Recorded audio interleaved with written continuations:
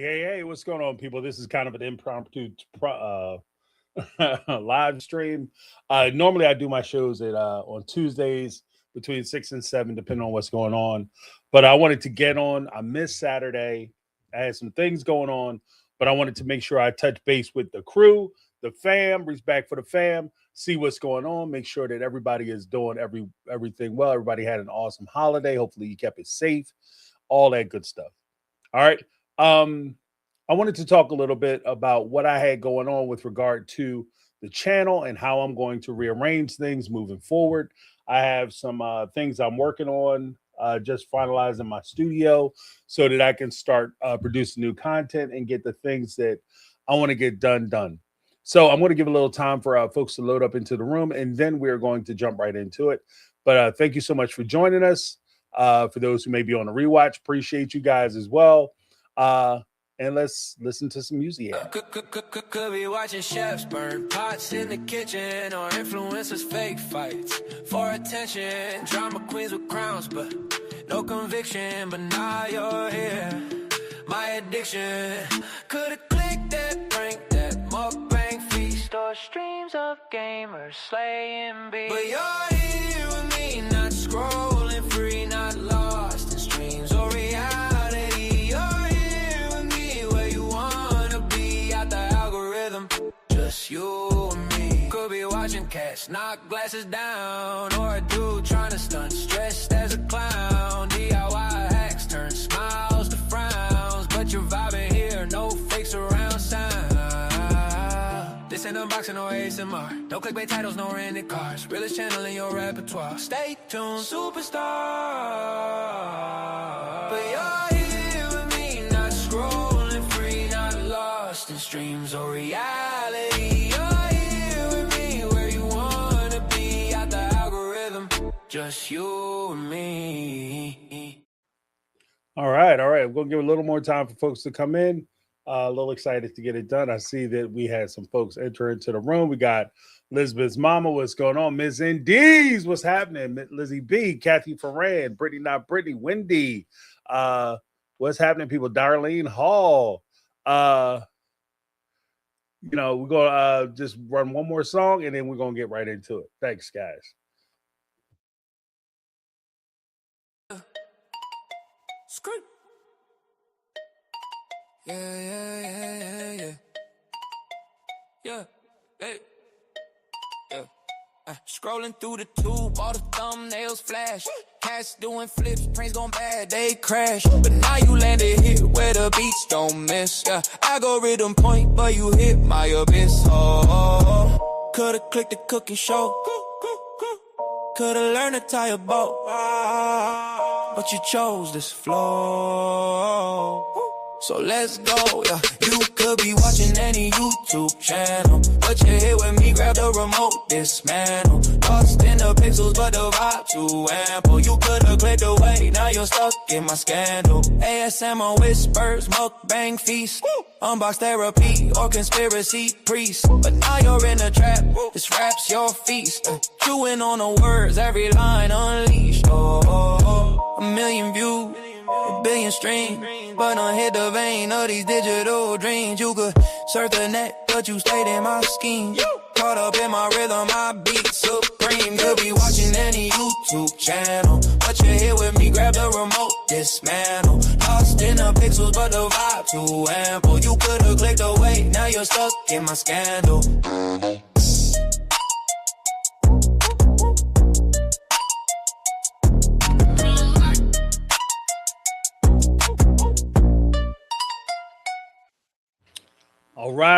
All right. What's going on, folks? Welcome to the show. This is James from My Take on Reality. We're going to have a good time. I'm going to have to do this audio only because I still got to figure out how I'm going to do my hair and what I'm doing with my hair. I look crazy. I'm having one of those glamour fashion moments, I guess. Diva! All right. So basically it comes down to this, guys. I've been thinking about the channel and how I want to move forward, especially in light of the fact that, like, if we're going to be honest, and I like to be honest with you guys, I keep it a buck. I probably tell you way more than I should, especially with my plans and things that I got going on and things that I be thinking about. especially when it comes to the Brown family and Sister Wives and all that. I'm going to put it where the goats could get it. One, I think that show is dying. So I'm going to move away the content from this particular channel. I'm moving away from Sister Wives, and I'm going to focus more on true crime and like reality situations, like just my opinion on social events, pop culture, and society as a whole, like things that pop up in society. So I will be talking about that on this channel. I will be talking about Sister Wives, maybe potentially other reality shows, romance issues, kind of like when we were talking about the like the friends going out to dinner and splitting the bill, or guys being with women and maybe cheating on them, or women cheating on men, and relationship failures, how to move forward in careers. We're going to be talking about a lot of that stuff on the My Take on Reality Live, because I think that it's important that, you know, it's not just a one-sided conversation. I've always said that I wanted to create this channel or this space so that we can express ideas, not just for me to sit here and pontificate and just stand up on the soapbox and lecture everybody about how they should be living and what they should be doing and why I think my way is right and your way is wrong. I think that your Lizzie B should cover. Wait, who said that? James, you need to cover what you love, but not what you love, not what you suffer through. Yeah, I mean, I don't mind covering the Brown family, but it's just at a point now where if I want to keep it all the way a buck, like the reality shows themselves, I think, especially anything produced out of the TLC camp, have moved into a place where they're going for more sensationalism than realism. A lot of the situations, relationships, and things of that nature that they've created for their particular channel just don't exist in the form that they present them in reality. Right? Watching a TLC show to try to understand how relationships work is the reality show equivalent of watching adult material trying to understand how relationships work, romantic relationships work. You understand what I'm saying? So, like, for instance, you know, I ain't got nothing against nobody sitting there watching a smoker, like, you know, consenting adults filming themselves for edification and entertainment, as long as everybody, including the people who are watching that material, understand that this is a complete fantasy, that life don't work like this. You can't solve your problems because, you know, you get caught, you don't pay your bills, you don't work, and you're not bringing enough money, your rent ain't getting paid. You can go down and jump on top of the landlord, and that's going to make, he's going to be okay with you not paying your rent. Maybe that shit might work 1 to 2 months, but let's be honest, you ain't gonna become his girlfriend. Right? Right? So cost him like the house or his investment property. Because that's not why he got into it. It's just not realistic. It's like same.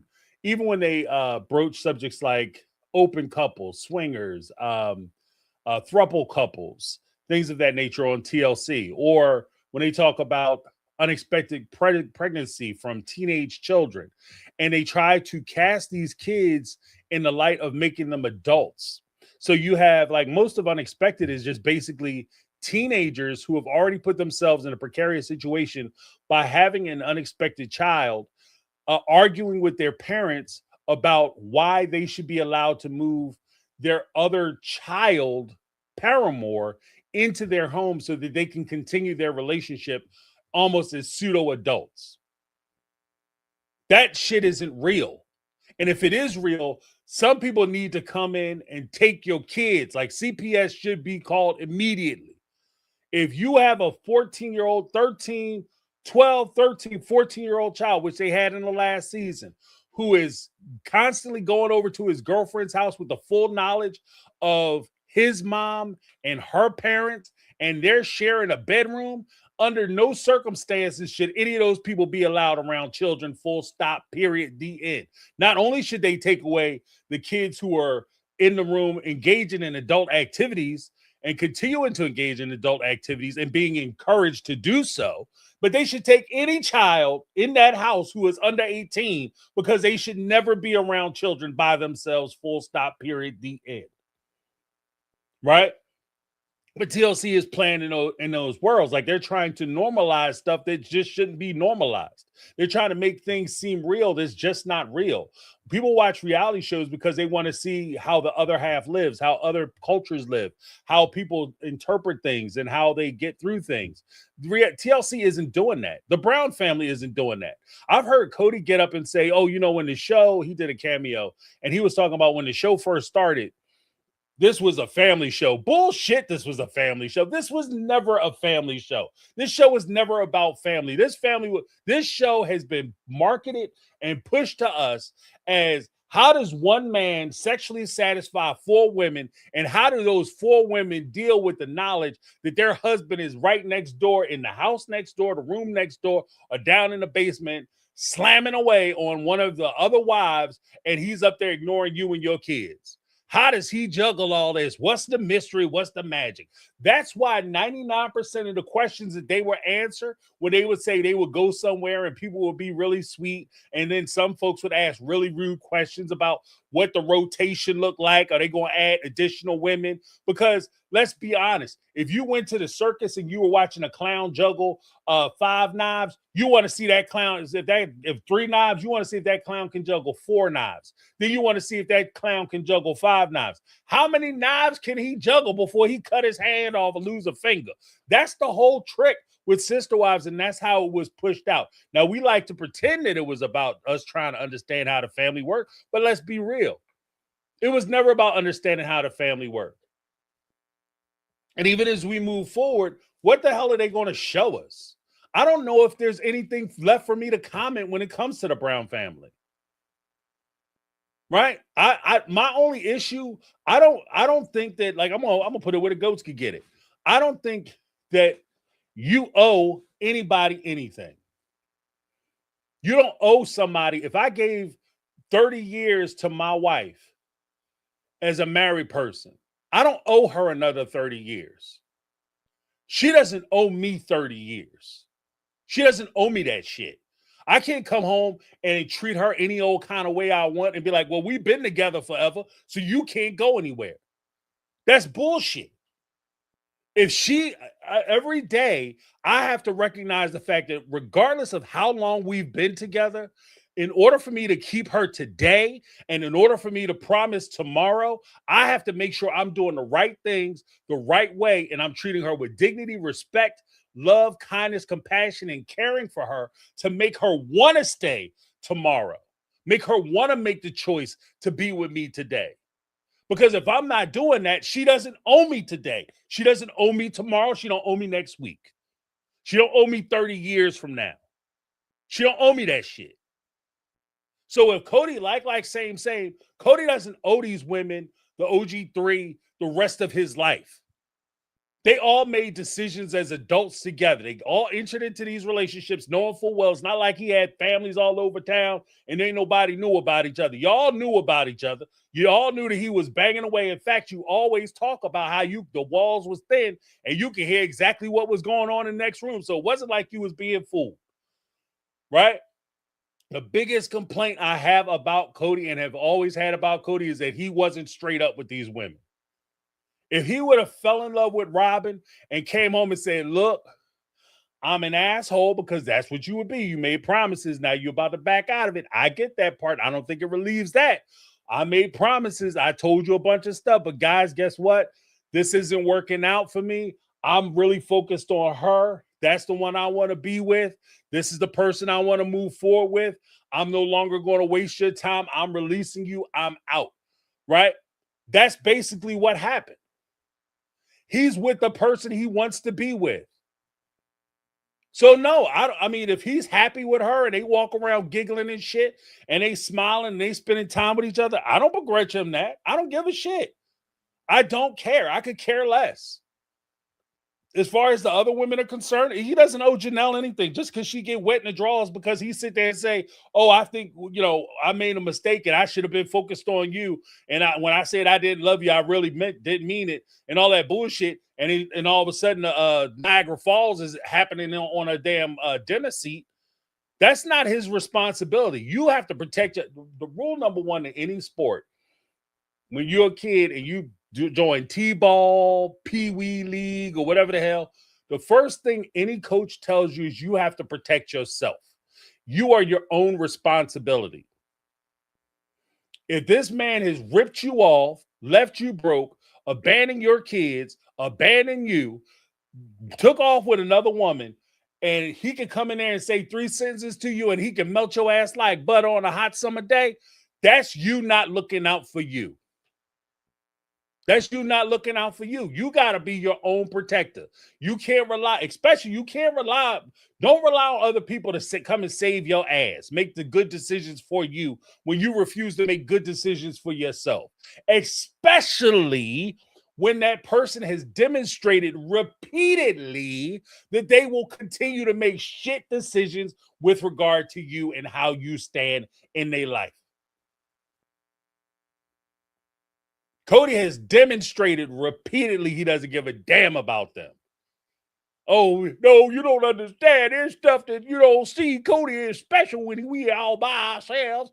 Well, forget how he treats you for the 5-10 minutes that he over at your house. Wetting the wick. Forget that 5-10 minutes.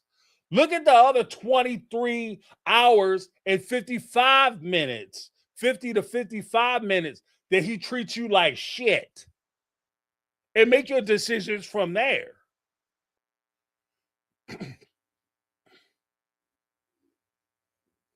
And I agree with Lizzie B. You know, the OG3 had the choice to leave when Cody married Robin. They could have left too. Absolutely. And that's the whole thing. I recognize, you know what? I'm going to credit this. People, oftentimes I can go, you know, especially doing stand-up and stuff. You always hear people like comics, they try to do a little light work, crowd work in the, especially, you know, new ones. They always do the crowd work and they ask couples like, oh, you guys together? Yeah, we're together. How long you guys been together? You guys married? Yeah, we're married. How long you guys been married? And somebody will say like 5, 10, 20 years. You can even do the offshoot where the guy gets really quiet and he let the wife answer so that way there's no static. You make jokes about that shit. And when they say like we've been together 5, 10, 20, 30, 40, 50 years, everybody start clapping and applauding and shit. 5 years, 10 years, 20 minutes don't make a difference if you've been miserable the whole fucking time.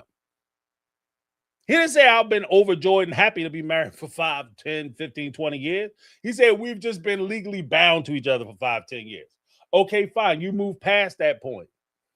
If you want happiness, you know what happiness is? Happiness is you not taking your partner for granted.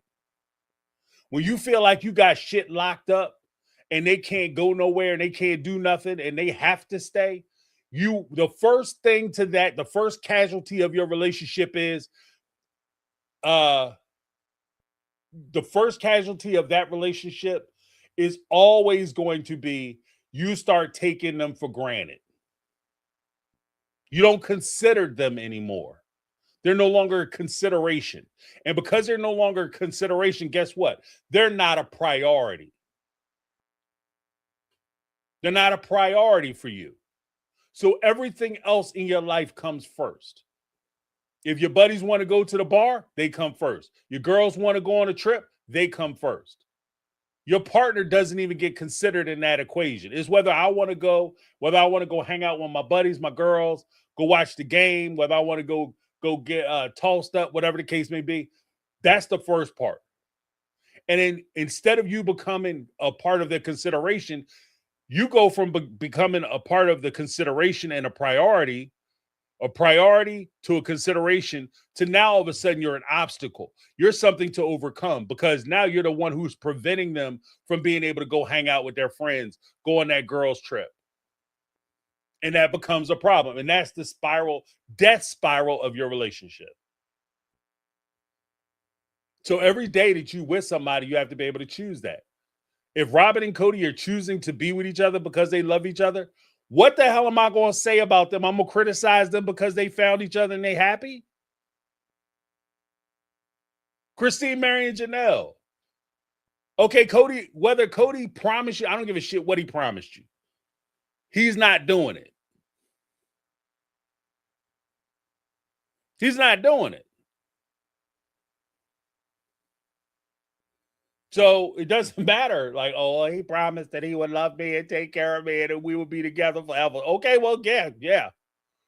He changed his mind, which he's entitled to do. Just like they're entitled to change their minds. Mary, Christine, Janelle shit took that option. She changed her mind and she left.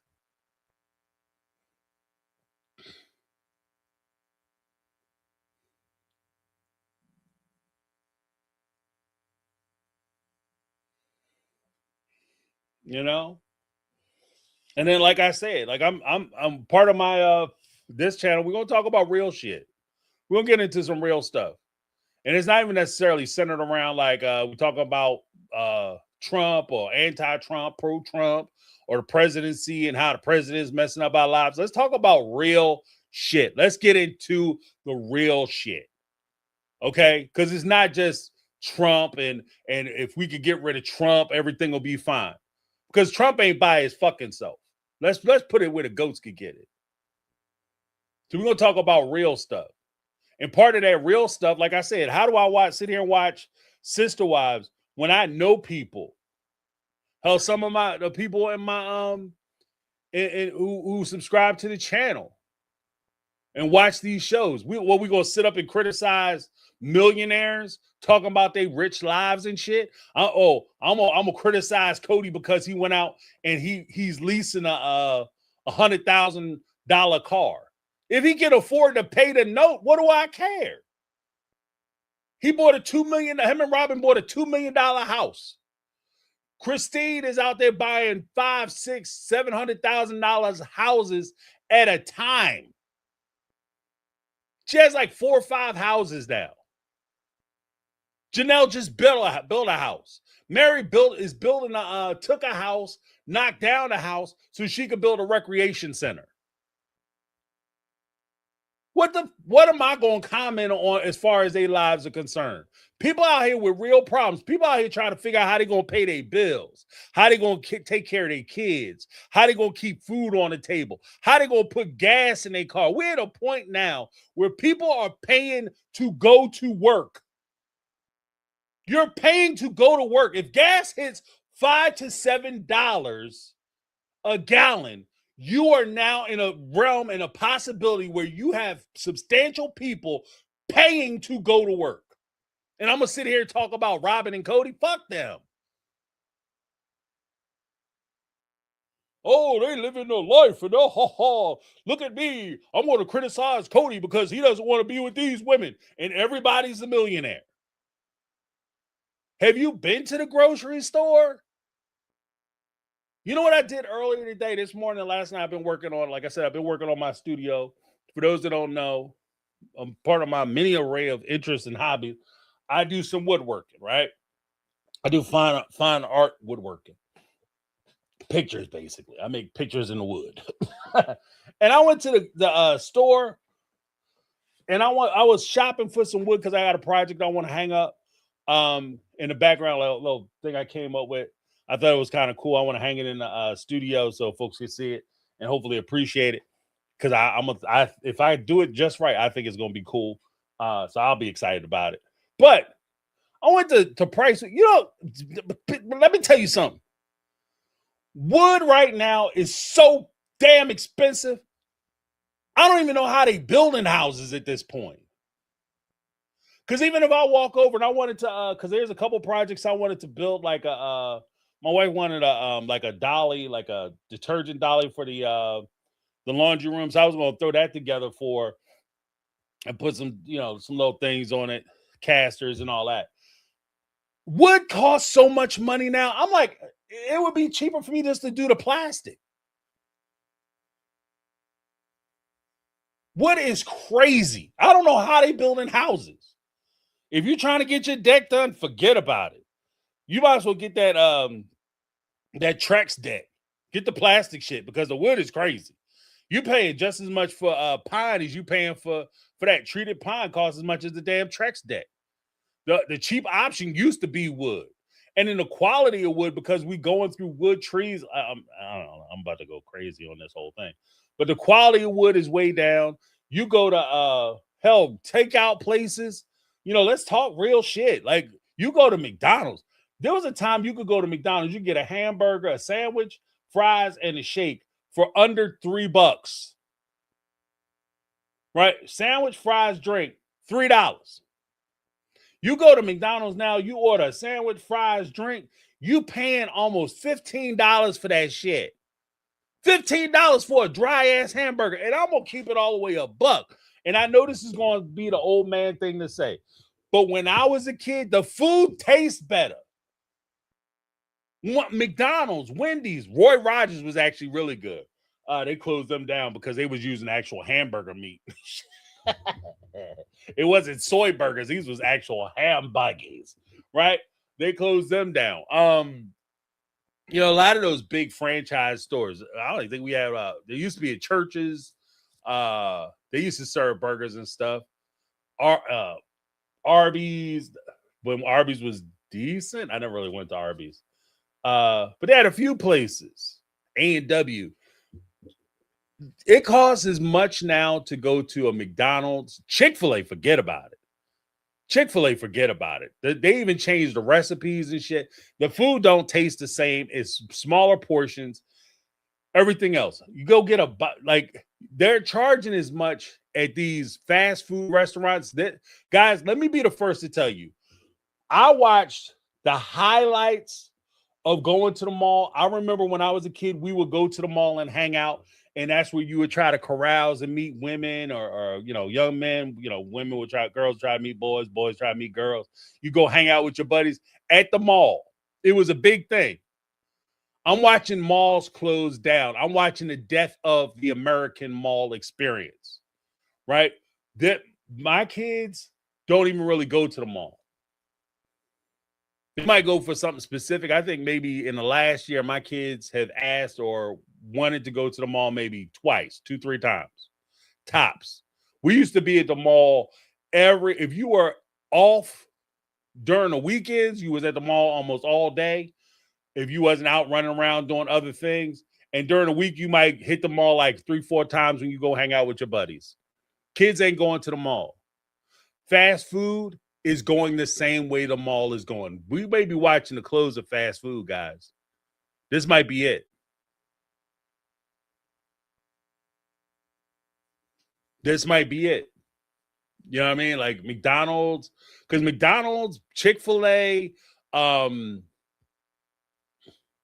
Wendy's, Burger King, they cost as much as casual dining. They cost, like, if you go to McDonald's hamburgers and shit cost as much as going to like a Ruby Tuesdays or Applebee's, Red Lobster, whatever. It costs about the same amount of money. The service is different, and I can actually sit down and enjoy a beer in those other establishments. Right? I'm telling you, this is like we're killing out, like we are dying. We are dying, and our economy is going to shit.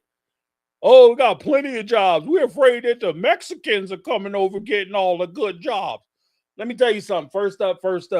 If you're working a kind of job where a person can walk onto your job without an education and not being able to speak the damn language, and they can take your job, you need to reevaluate your shit. That's the first part. Let's start from basics. Second of all, ain't nobody keeping you from your job. We sit up here and blame, we don't want handouts, and we don't want to take care of people, and everybody's an individual. Let me tell you something.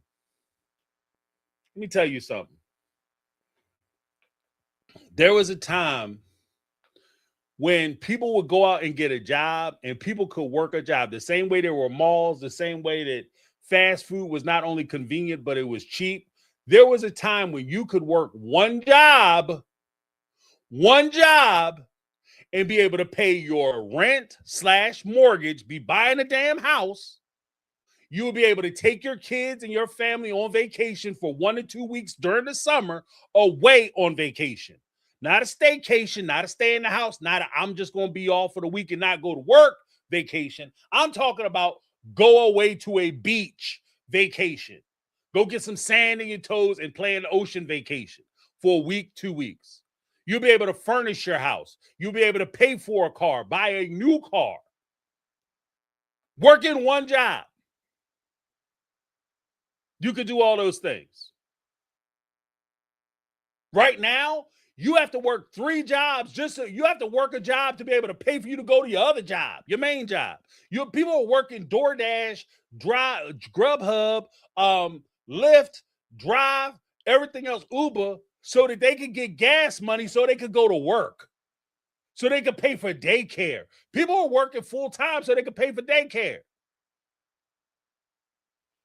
And then everybody want to talk about why the kids so fucking crazy. Oh, the kids are crazy. The parents need to spend more time at home. When? How the hell are the parents going to spend more time at home? How the parents going to spend more time at home when they spending all their time at work? Working 3-4 jobs trying to take care of their family to put food on the table. It costs too goddamn much money. Let's be honest. Have you been to the supermarket? Have you been to the supermarket?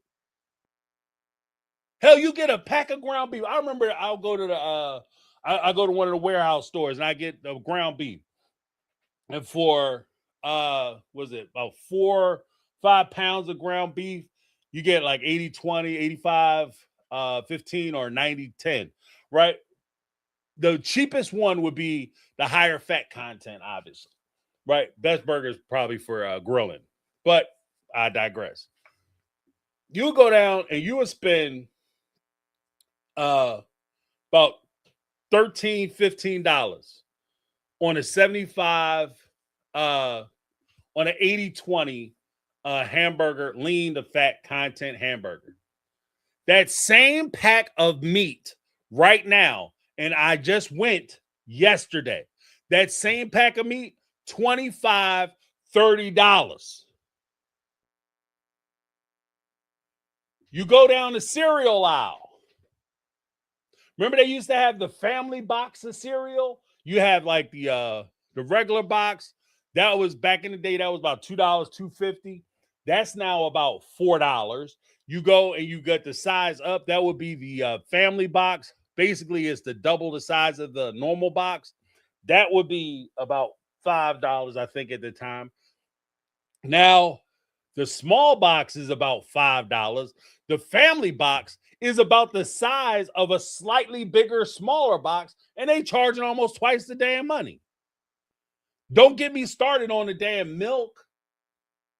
And if you want to eat a fucking chicken, you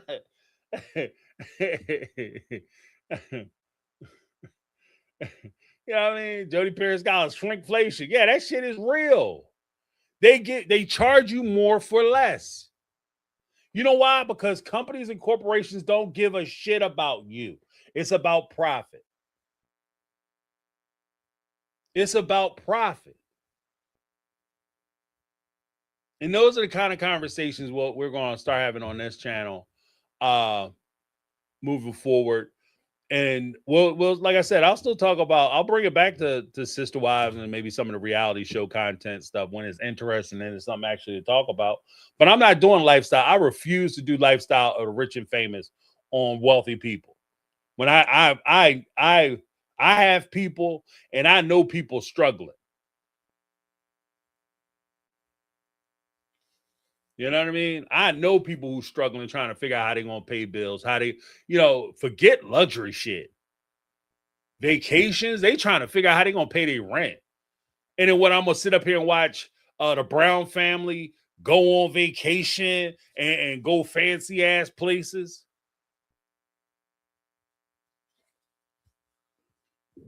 Please. And that's not even me hating on them. Y'all live y'all life. Enjoy yourselves. Do your thing.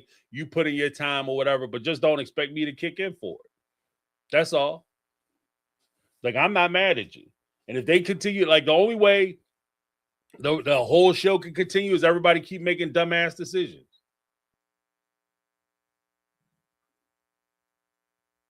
You know what I mean?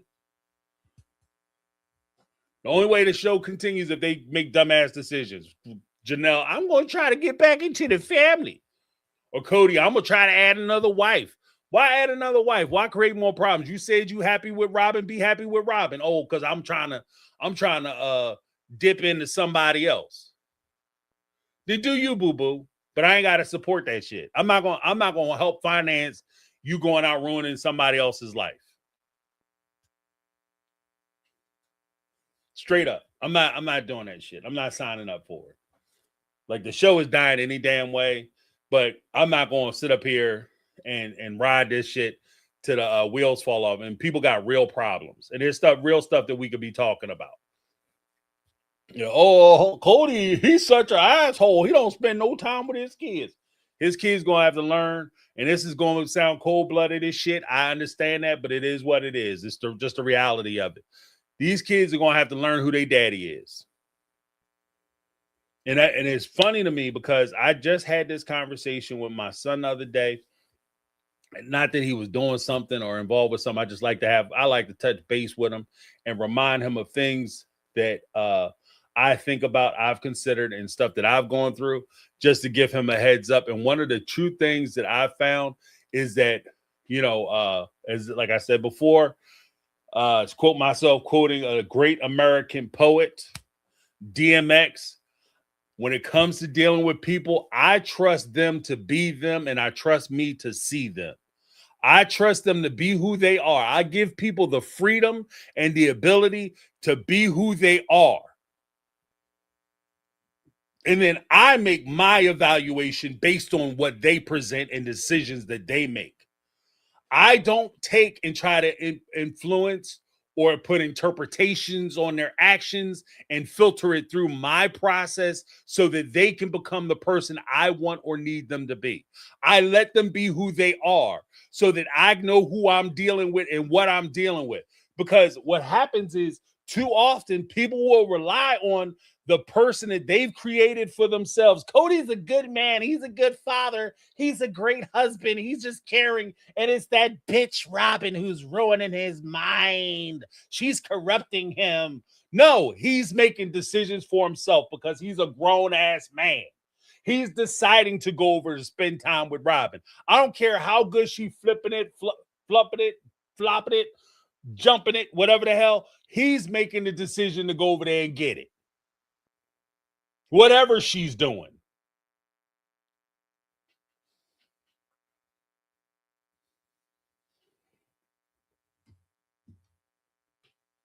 Whatever she's doing, he's making that decision. And what I've been saying from the very beginning, these ladies have to stop trying to make him something that he's not, and trying to interpret and create him into a realm where he become the thing that they want him or need him to be, and start letting him be himself and then judge him based on where he is. Like, same.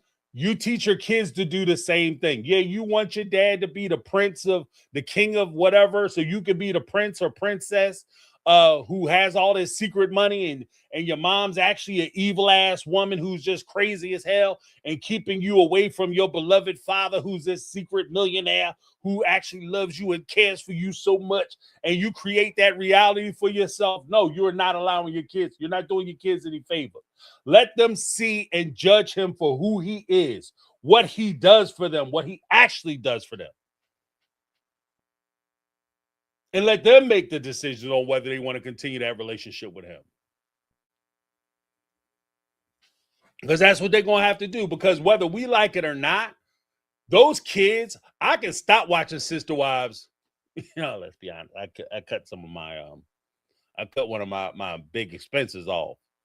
But I say money getting tight as a fat man in skinny jeans up this way. I don't know about y'all house, but that bull crap I was paying for, like, so I get first view on Sister Wives. Not interested. Don't give a shit. Let it go. So I can turn Sister Wives off. I can stop watching. I stopped watching. What was that show? 90 Day Fiance. I don't watch that shit. I don't watch Mama's Boy. I don't watch You, Me, and He or She or whatever. Me, my lover, and a past lover that I spend more time focus on my previous relationship than my current relationship. I don't watch none of that bullshit no more. And just like the Brown family, I could turn that shit off. I don't never have to deal with or think about Cody ever again. But these kids will.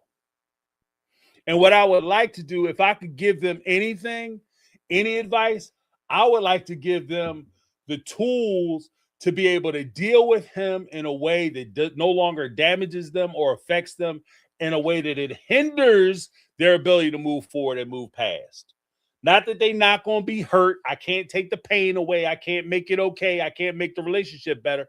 But what I can do is try to encourage them to be able to quantify that relationship, put it in perspective so that they can continue to move on. Learn from that experience what you liked about it, what you didn't like about it. And as you move forward with your relationships, especially as you pick partners, you use the information that you've gathered from your experience to pick better partners so that way when you move forward with your kids, you don't saddle your kids with the same experience you had with that deadbeat ass motherfucker you call a daddy. That's your whole goal. Don't be like this. There are plenty of examples that you can use, what you could be like, what you could do, how you can move forward. You can also learn from people and observation on what not to do, how not to carry yourself. You know how it feels when people make certain promises and they don't live up to those promises. When they say that they're going to be around and they don't give a shit about you. And you recognize that they don't care about you. Being smart enough and recognizing the fact that just because somebody doesn't care about you doesn't mean or hold value in you, it doesn't mean that you are valueless. That's their perspective. And guess what? They're entitled to it. If Cody came out tomorrow and said, all my kids, all 13 of my kids, from soup to nuts, anybody who came out of the hee-ho of the OG3, those human beings ain't shit to me. That's his right. He could say that, be a terrible person, but he could say that. And that would be his opinion. He might actually feel that these kids ain't shit. OG13 ain't shit. But that doesn't mean that those kids are valuable. It just means he doesn't see value in them. But what you have to teach those kids is that it doesn't matter what he thinks because he doesn't set your value. You do. And that's one of the more powerful things that, like I said, I want to talk about on the channel. We started this channel out. It was a very, I think it was very positive moving, but the deeper you get into the whole Brown family, I think it starts to go more negative. When you look at it, the whole thing is to encourage people to stop giving the pen, the quill, the writing utensil for other people to write and draft your history, your value, telling your story. You take the pen, you take that instrument, and you write your own story. You set your own value. You don't rely on somebody else to come in and evaluate you and tell you what you're worth and what you can contribute, because that person may not know what value you have. They just don't see it. What's the fastest land animal? Actually, the fastest land animal, I think, if I'm not mistaken, is a cockroach. Because if a cockroach was to scale, they'd be running like 200-300 miles an hour. Well, let's say, for PG's sake, let's say it's a cheetah. Cheetah's fast as shit, right? But if you take a cheetah and you drop it in the ocean or you drop it in the lake, the cheetah ain't got a chance. A tortoise, a snail, a turtle could catch a damn cheetah in the water. Especially them snapping turtles, they snap that mother up, eat his ass up. He has no value in the water. Sometimes it's not that you're not valuable, you're just in a wrong damn place. You're just in a wrong place. It's not that you're not valuable. It's not that you're not important. You're just in a place or an environment where your skill set isn't being maximized. You're in the wrong place. And if I'm looking at it and I'm a marine biologist, and I'm like, well, who's the fastest animal, a shark or a cheetah? A shark, clearly, because I'm dealing with the ocean. But if I take that same shark and I take that same cheetah and I drop his ass, I drop him in the middle of the Serengeti and I tell him to hit it, right? The cheetah gone, that fish is going to be wherever it lay at, maybe 4 or 5 feet either way, depending on which way it flip and flop. Don't let people define you and set your value. Don't let people tell your story because they don't know your story. They just know the perspective of the story that they see based on what they've experienced, what they know, and what they can glean from being around you.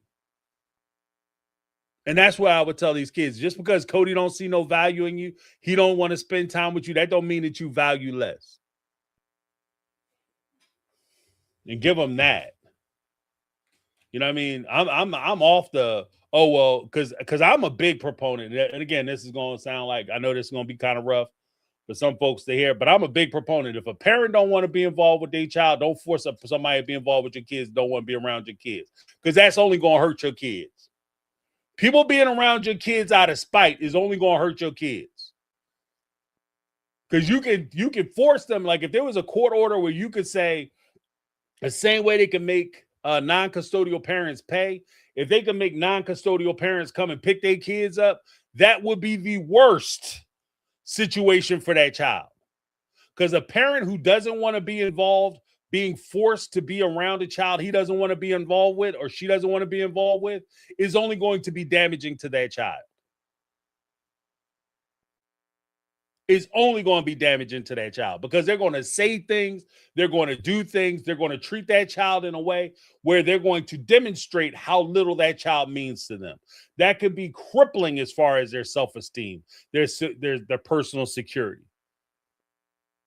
So if he doesn't want to be around his kids, you know, it would be nice. It would be nice if he wanted to be around his kids. But if he doesn't want to be around them, don't force it. He don't want to be around his grandkids and participate in his grandkids' lives. Don't force him. What is her name? Janelle's daughter, Maddie. Maddie's 100% right. You don't want to come around my kids.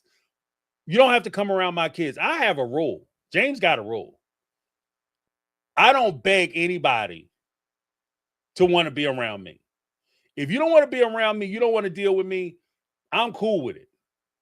But I'm never going to beg. I don't beg to go to parties.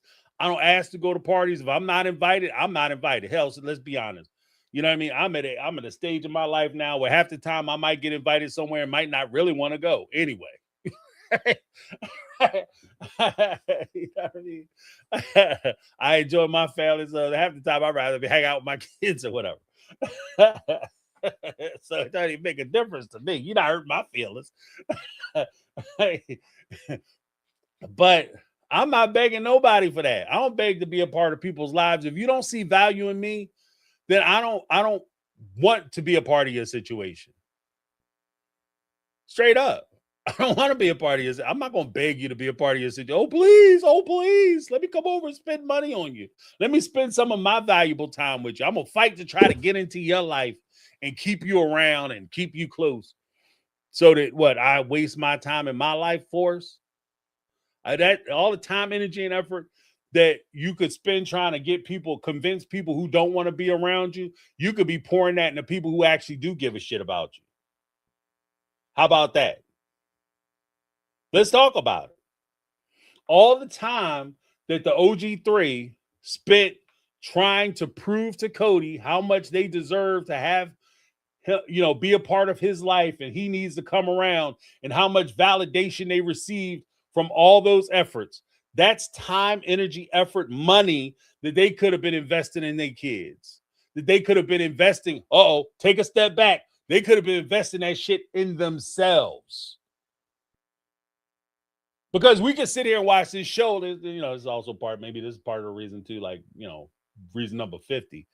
This is also part of the reason why I say the show is kind of losing a little luster for me, because this show isn't real for the real person. People in this situation don't have the backstop or fallback of a reality show that's paying them millions of dollars over the course of 15 years. Most people, in order for them to get out of this situation, have to do exactly what I just said. They have to take time instead of investing and sacrificing and giving to a person that don't give a shit about them. They have to take that same time, energy, effort, perseverance, and dedication and invest it in themselves so that they can put themselves in a better position so that they can get themselves out of that shit situation. That's what they need to do.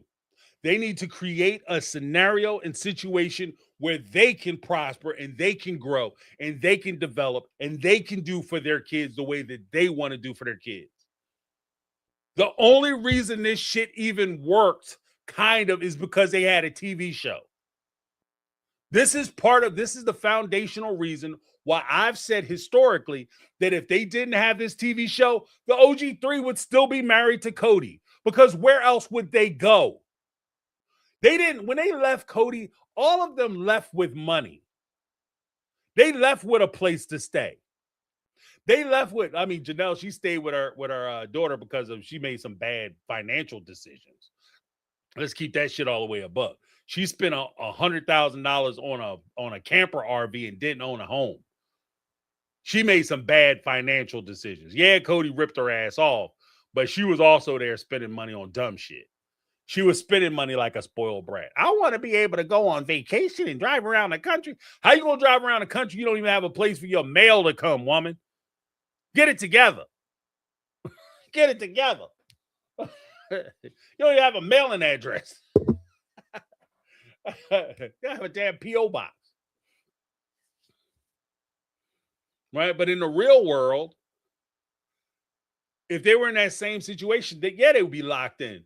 And it was not because the love would have been there and Cody would have been forced to love them and maybe Robin wouldn't have came around. Let's be honest. If we put this in real terms, the only real difference if they weren't on TV is that Cody, instead of marrying a Robin and bringing her into the family, he just would have been banging somebody like Robin on the side. He'd have been cheating on her. That's usually what happens. That's usually what happens. A guy like Cody doesn't go out and get another wife. He just goes out and get a mistress. He go get a side piece. He get a distraction on the side. And he come by, he argue with the kids, and he get in a fight with his wife and go over and spend time with Susan, kick his boots up on somebody else's coffee table. That's what usually happens. And the wife or the husband who is financially bound to this person is trapped. It's not that they're making a decision to be with Cody. They just would have been financially trapped. And if we're going to keep it all the way a buck, what I'm saying is that these women, instead of investing all that time, energy, and effort trying to prove they love to Cody, if they would have invested in themselves, whether it's education, employment, or trying to secure the bag for themselves so that they're able to take care of themselves, that shit gives you options. The same way Red Bull give you wings, education and opportunity gives you options. So now you get to choose whether you want to stay with Cody. You get to choose whether you're going to stay in this relationship. You get to decide for yourself if this is beneficial for you. As opposed to, well, if I leave, I'm going to be homeless and I'm not going to be able to take my kids with me because I can't take my kids to go live on the street. So I better stay.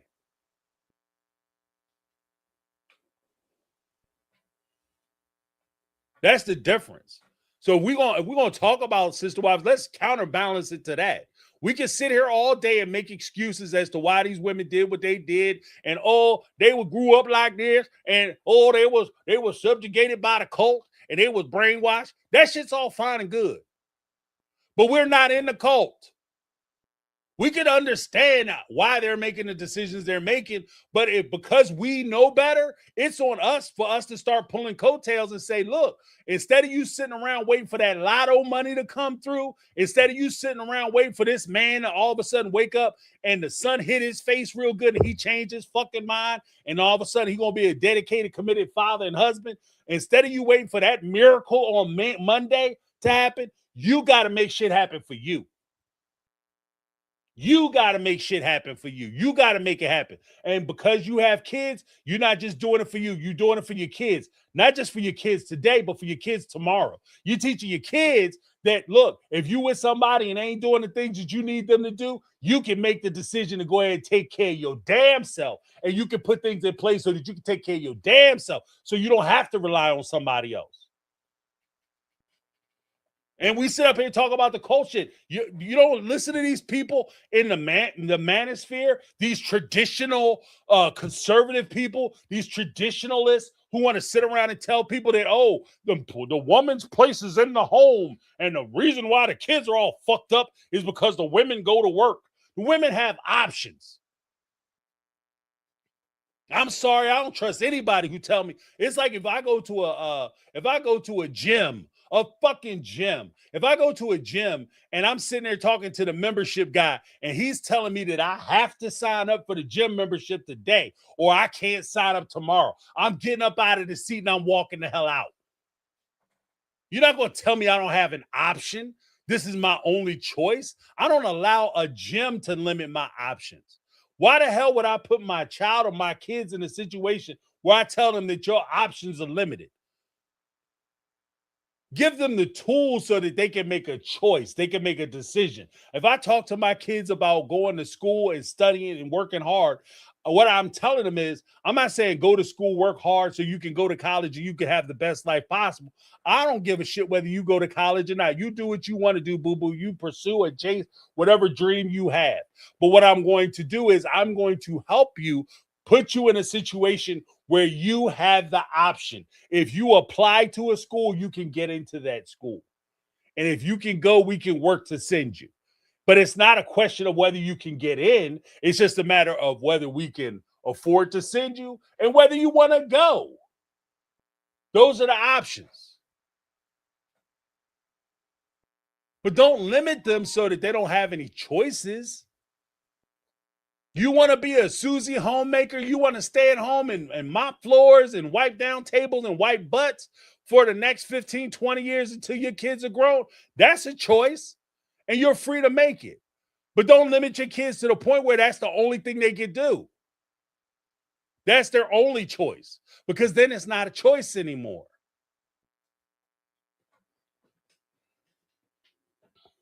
I'm telling you, guys, we're going to get into some real shit.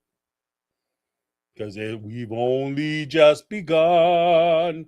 I'm telling you, we're going to get into some real shit. We're going to get into some real shit. He was like, James, you took some time off. Yeah, because I've been thinking about it. Because I'm tired of the nonsense. Like, we sit around, this is how they grew up. Well, yeah, they grew up like this. I know better. So I'm going to say something. See something, say something. Ain't that the phrase? See something, say something. We're about to understand the whole generation in a damn handmaiden tales. we're going to understand the social ramifications. We're about to understand an entire generation in the damn handmaidens because we making excuses. Shit is unacceptable.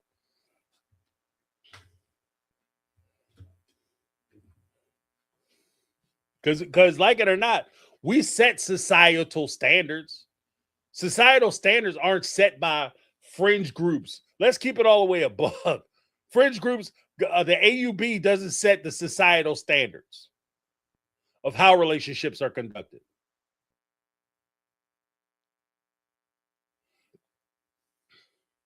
Straight up.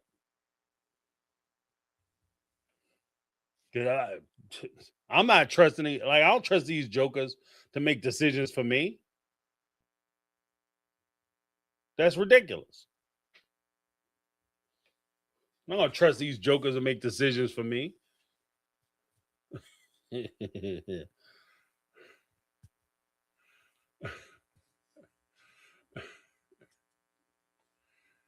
know what I mean? What is this? Somebody said something about the blast. What's this? Oh, got the wrong mouse. Is this the Plasts completely crippled their kids on education, making them turn down scholarships since they didn't need head knowledge? Hey, yeah, why you need opportunities? You pretty enough, you could be a model because clearly your looks are going to last forever.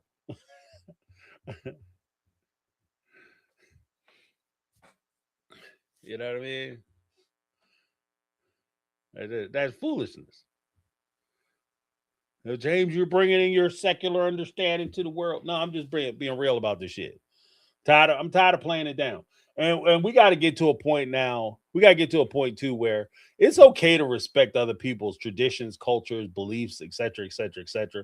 But we can't compromise our own positions, beliefs, and understanding of the world to accommodate somebody else because we're trying to be so understanding. Does that make sense? I'm not going to sit up here and say that it's okay, but because I would never do it, but I'm trying to understand everybody else. And I realize everybody else didn't grow up like I did. So I'm gonna try to understand and make excuses for the parents on Unexpected who had a 13-year-old boy, a 12-year-old boy going over, sleeping with his 13-year-old girlfriend in their house, and I'm asking them what they want for breakfast because I'm trying to understand and be understanding. Oh, hell no. Hell no. Because I tell you what, if that was my son, there'd be some smoke in the fucking city, Jack. They'd have to, the police would be called over that place. I found out my 12-year-old son is over somebody else's house, and the parents is letting him do whatever they want to do with their daughter and their child. We having a house cleaning moment. I'm gonna call the cops. In fact, I'm gonna be at my house. I'm gonna call the cops and tell them, like, y'all better get there before I get there. That's all I'm saying. Just please get there. Save lives today. Get there before I get there. Because we can sit here and talk about AUB and polygamy and the FLDS and how twisted and crazy they are. None of these people who out there with their 12-year-old son and daughter screwing each other, making babies, are in the AUB or the polygamy thing. They ain't polygamous. We keep playing this game like the shit is normal and it's okay and it only happens here and we ain't got to worry about it. Then that's what the result is. That's what the result is. Like I said, you about to understand yourself in the damn handmaidens. James, you're just being crazy. You're talking crazy. Have you listened to these assholes? Have you listened to these people when they start talking? When they start talking about controlling birth rates, how you get pregnant, when you get pregnant, monitoring your pregnancies, the only way you can do that is if you're monitoring people from start to finish, soup to nuts, which means that you instead of you having your monthly visit from Aunt Flo, as they used to say back in the day, you're going to have to check that shit in because they have to make sure that you're not pregnant, dumbo. That's what we're heading towards. You're heading towards deeper regulations.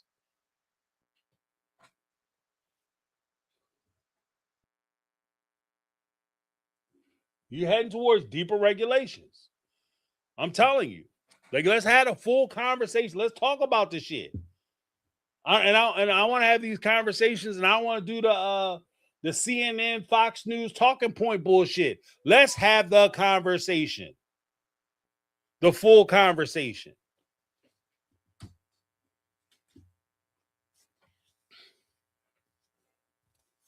Because we keep letting these people dictate and guide the conversation and our talking points and our stream of thought, and they're pushing us into one thing and they're distracting us with a whole bunch of bullshit. Meanwhile, we are being fucking looted. We're getting looted. We're getting routed. Because it started off, wasn't that bad, but now shit's starting to get tight and it's only going to get worse.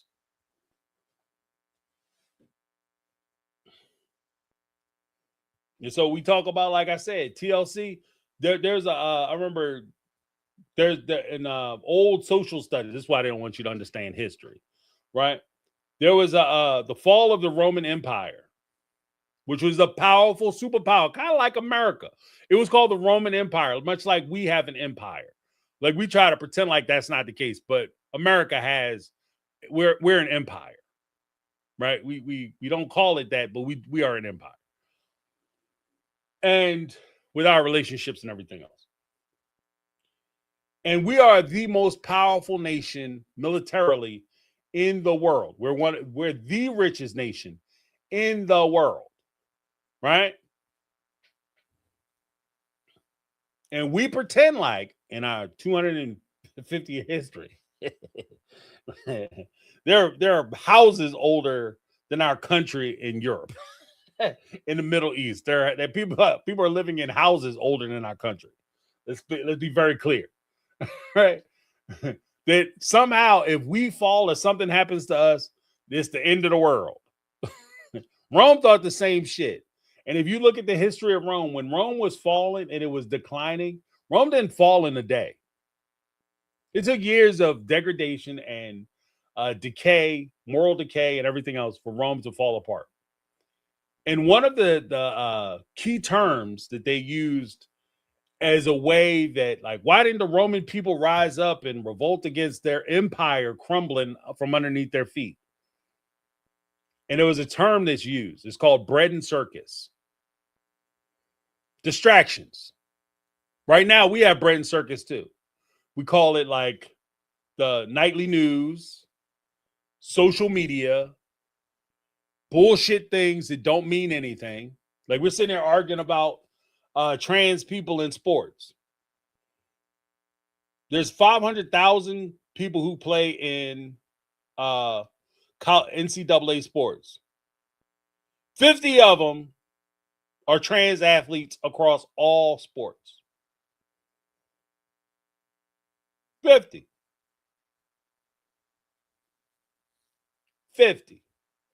That's less than 0.0001%. But we act like it's rampant and we gotta put a stop to it. Meanwhile, people can't feed their kids. Bread and circus. We arguing about bathrooms. Last time I checked, I went to a public restroom the other day. I went in, did my business, came on out. Men have the urinals in the stalls. I don't know who the hell was in the stalls.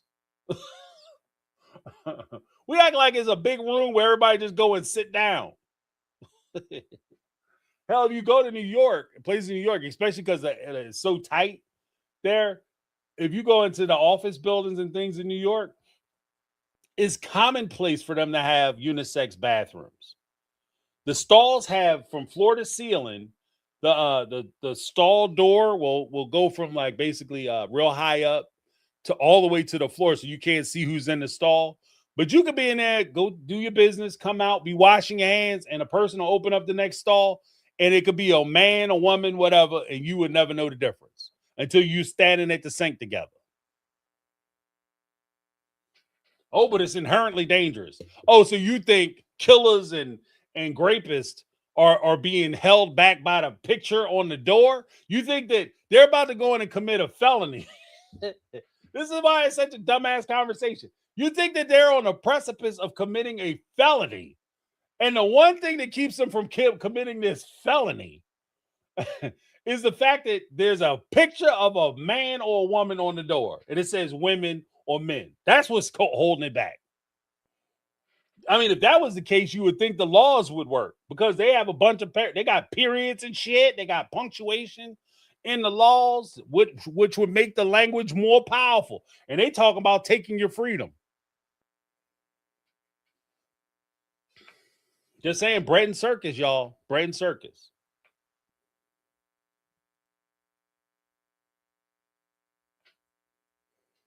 You know? What's this? Truth to oneself. Was this weekend for the Romans would drink and eat until they vomited watching gladiators. Yeah, we do the same thing. It's called football. It's called football, basketball, baseball, NASCAR, right? Reality TV. Oh, these people got problems. Look at Cody using these people. Meanwhile, you got bills backing up at your house. You worried about Cody and Robin taking $50,000 off of Janelle, who just built a house for herself. Bread and circus. You know what I mean? It's just that we don't have. The UFC, they're bringing the gladiators back. It don't seem as bad, but I mean, we're still distracted. Prawn on the internet, like the ease in which you can get the internet. The truth of the matter is, a lot of people don't know this. I guess maybe being an old guy, I remember when the internet was pushed out. You know, the largest driver, the reason why we have the internet right now, is not because we were so amazed by the technology and we wanted to be able to reach other people on the other side of the world and the conveniences of having a supercomputer in your pocket. No, it was porn. That's what supercharged the internet. That's why you have the internet now. It was adult content is what drove the internet. That was the basis of the technology that we use currently. That's the basis. The great-great-grandfather, you know how they say, you know, James Brown is the godfather of soul. They accredit Eddie Elvis Presley as the king of rock and roll, but it's actually Little Richard, the inventor of rock and roll. Check your history. Rolled out the Rolling Stones, introduced the Beatles, brought out Jimi Hendrix, brought out Chuck Berry. They were all in Little Richard's band. Check the history. Do the math. Check your work. If you don't believe me. But the same way he was the grandfather of the internet, and the internet in the house is adult content. That's what pushed it. You know? And it's that distraction. And then, of course, we get like the little things, like we feel like the richest country because we got cell phones and all that little bit of bullshit, knick-knack stuff, distraction stuff. But are we doing well financially? Let me ask you that question. Are we doing well financially? How's our money looking? When was the last time you got a raise? Is your raises, your money, your income, is it keeping up with inflation? Is it keeping up with inflation, guys? Or are we so distracted by other people's bullshit that we're not paying attention to them ripping us the hell off? Companies and corporations been ripping us off for years. We can sit here and blame Donald Trump and Democrats and Republicans all we want, but they ain't running the show. You understand what I'm saying? This is the equivalent of COVID, and I'm gonna open up the lines. I'm gonna let you guys call in. This is the equivalent of COVID. Remember when COVID happened? Everybody would show up to the Walmart and cuss out the old lady who's at the door asking you to wear a mask. You stupid ass whore! I ain't wearing no mask. Oh, you old ass bitch! I ain't wearing no mask. You fucking dude, and all that craziness. Remember when people used to do that? Them people wasn't making the decisions to make you wear a mask. They just in there trying to do their jobs. They were told by their manager, anybody who comes in the store has to put on a mask. And their manager was told by somebody in Arkansas. And the guy in Arkansas, or the guy in Sweden, or the guy who's running Target or Walmart or Home Depot or the supermarket or whatever, they're being told what to do. You're just yelling at the people who are passing the message to you. And you feel like you're doing something. I stuck up for my freedoms. No, you didn't. Because none of your asses went down to the home office or headquarters and stood out there and waited for the CEO to come out and step to the one making the decision. Holler at your boy if you disagree. I want to hear that story. I want to hear about, instead of hearing about how you went to the store and you walking around with a smirk on your face because you made an hourly employee who didn't really want to be there in the first place, who's risking their lives to make sure that you're able to meet your need and take care of your house, instead of you trying to give that guy a hard time. I never once heard about these sons of bitches going down to the headquarters and saying something to the people who are actually making the decisions.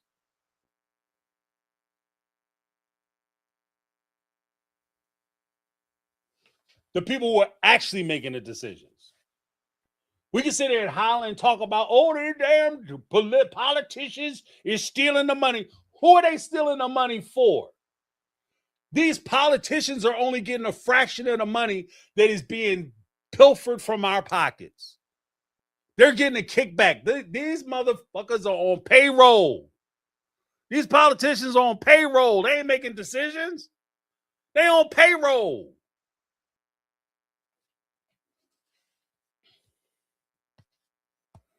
I'm telling you.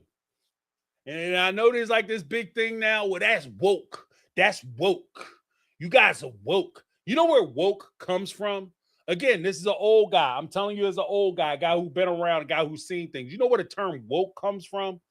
Woke comes from the term what's the opposite of woke? Sleep. How do people rip you off? You sleep. You're not paying attention. You are engaged in bread and circus. You're falling for the distraction. So what people will tell you historically, revolutionaries, people who are agitators, people who are trying to create change in the system, people trying to improve the system, they would look at their brothers and sisters and say, wake up. Wake up. Stop letting these folks take advantage of you. Stop letting them trick you. Stop letting them tell you bullshit. They pissing on your face, telling you it's raining, and you going to go get a cup because you like the taste of fresh falling rainwater. And they're telling you it's not rainwater. You're not only a peon, you're a peon. Wake up. And now you have a whole movement telling you to go back to sleep. And people are proud of that fact. I'm against this woke ass culture. I'm against paying attention to what's going on. I'm against asking questions of powerful people. Unless the powerful people that I follow give me permission to ask people questions or criticize people that they don't like. I'm going to secure my power and centralized power in my camp and my people that I support so that they can take advantage, and it's clearly they're going to take care of me. What's happening now is people are starting to realize that these politicians, these corporate leaders, and these folks don't give a fuck about you. They don't give a damn about you. They don't care about you. They don't care about your family. They don't care about your damn kids. You guys are nothing but pawns on the board for them to move around to benefit themselves. And just like any good pawn, they are more than willing to sacrifice you. They're more than willing to put you out there and throw you away so that they can take care of themselves and they can take care of their family. We could sit here all day and we could talk about race. We could talk about sex. We could talk about gender. We could talk about any type of oppression that you want. 99% of the time, those oppression skills, those levers are all societally inputted by people in power to create division amongst the populace so that way you're not paying attention. In other words, your ass stays asleep. And what I'm saying is on this channel, I'm going to start saying, wake the fuck up. Wake up.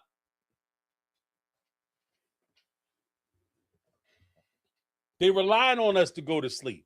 They relying on us not to pay attention. They relying on us to keep talking about their talking points.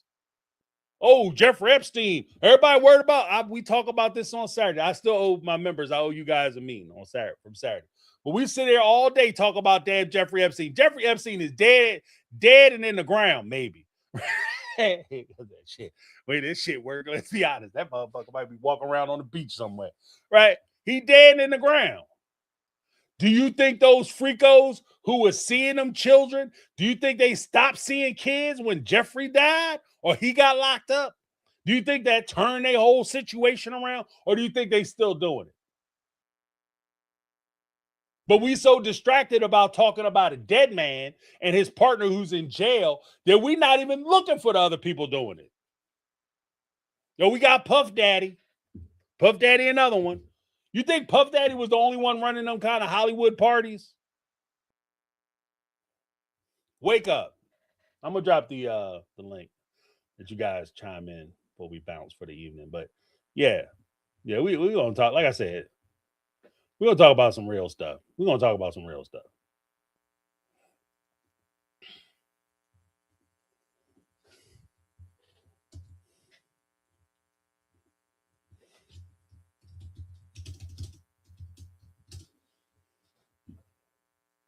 Like I said, I mean, to a point, I don't mind talking about like life stuff. And I think that reality shows have their place, and we could talk about like how that impacts people's daily lives, because that shit's important.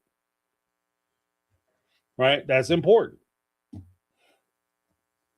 Because everybody don't live it, everybody ain't just living for like political discourse.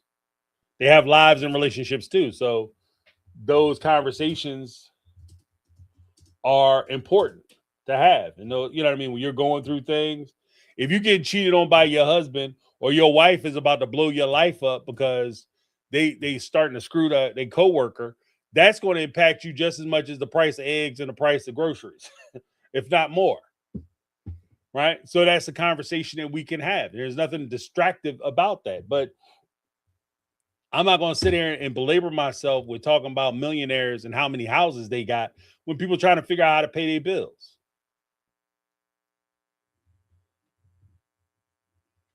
You know?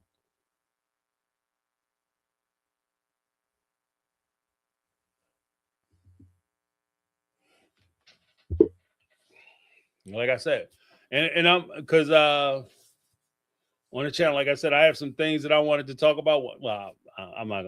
I do this shit all the time. I tell people what I'm talking about, and then all of a sudden, if it's good, it start popping up. But yeah, we'll talk about it. Linda, what's going on? How you doing? James, you came in with the fire. Hot damn. I love it when you come on with your brimstone and treacle. I don't even know where to begin. I'm happy to be here, talk to you guys. Yeah, I agree with the change you want to put in. And we can't be, you know, fussing over somebody else's life and decisions that they made, and half of it is staged, and it's just bullshit. It's just bullshit. I can't even. Let me just start from the beginning. The Browns, 110% agree. I've been noticing a lot of shit on my feed. Even these are new Sister Brown things, and they're showing all the clips, like all the stuff to get us, I guess, irritated at Cody. I don't know what their plan is, and I'm like, what is going on? What the icing on the cake? Someone had posted T-shirts. I think it came from Christine's Instagram. T-shirts. What about the kids? And her husband is doing it. That was it for me. I'm like, I'm not even going to even watch it on YouTube. These people are just trying to make money from us, trying to take us for fools. And I was getting pissed off because you weren't popping up. Everybody else was, and I got one on. I don't know how I got a pop up on 444 because I don't subscribe to them anymore. They were interviewing Christine and her husband, and when I tell you I couldn't get through 15 minutes, I couldn't, because I'm seeing that Mel is like, doing the commercial route where now we're trying to be Switzerland, playing nice in the sand room, and everything has a reason and this and that, and her conviction changed from this is wrong, this is wrong, this is wrong, to just giving everybody grace. And you know what? At the end of the day, all these reality people and all this bullshit, they're just trying to make money. That's it. And I'm not about to contribute to your pot. I'm not getting TLC back. That is out. Hello? Oh, no. She got, yeah, wow. Give her a couple seconds, call back in. Oh, Linda was coming with the file. Oh, let me do some super chats real quick, and then we'll jump right back to Linda. We had Carmel Cuties with a $5 super chat. Said, say the truth and shame the devil, James. Say it louder for the dummies in the back. Yeah, right. You just hit that, you just hit that gear where you just like, I'm fresh out to give a damn. Like, I'm trying to be nice, but, the hell with it. Maybe that's the cut edge, because Linda said some people are going more to trying to understand everything, and I might just be going the opposite direction. I'm going my own way. Thank you so much, Carmel.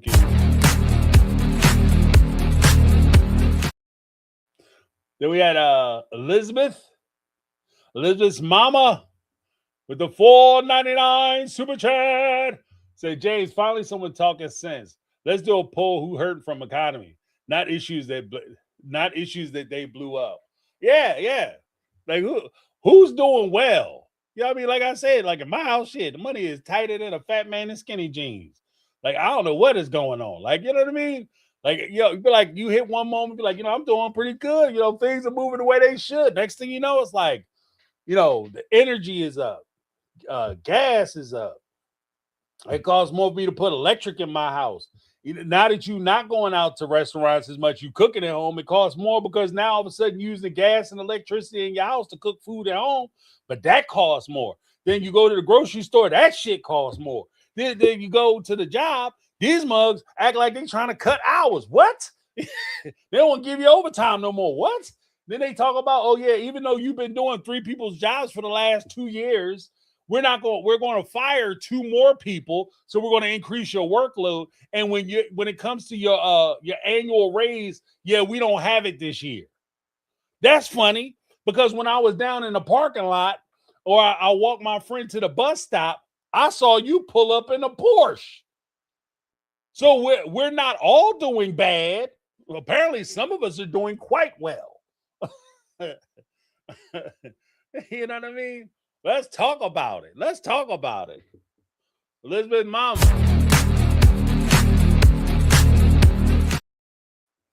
All right, let's get back to Linda, and then we'll go to Carmel Cuties. Hey, Linda, what's going on? Got disconnected. Oh, I was like, how long have I been talking to myself? And then I'm looking, I'm like, wait a minute. So where did I leave off? Because I don't want to, I know we got limited time. So we were talking about you were saying with notes to self and then playing. Yeah. So I'm done. It's like everybody's trying to make a buck. Everyone's trying to make a living.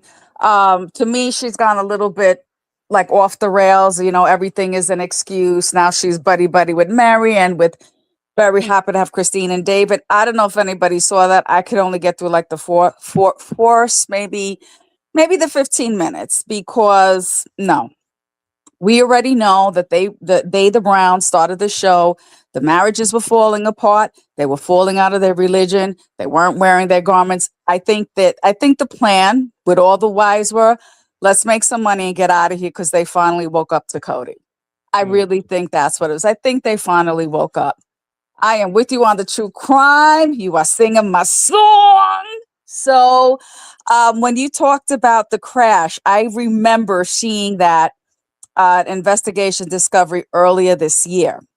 And what I had remembered, they were treating it like an accident, but what made them investigate is someone overheard something the mother said to her daughter. I think one of the detectives, and they will, I don't know what the mother was saying, what the daughter was saying, but the way it was, the detective took it like there's something here. And then that's when they started to investigate and they realized she was it. But I did watch it. And I was shocked to find out that this girl was in a relationship with this young man since she was like 13, 14 years old. And she was living with him in the boy's father's house because they were divorced. And I'm looking at all these adults and I'm like, why are you all shocked? You gave these kids no boundaries, no morals, no responsibility. You're letting them do what they want. This little girl is a little psycho nut. I mean, you want to talk about entitled and the making of a serial killer. Just to hear her speak, when she did that interview in the end, you want to talk about calculated and on script? I was like, get the hell out of here.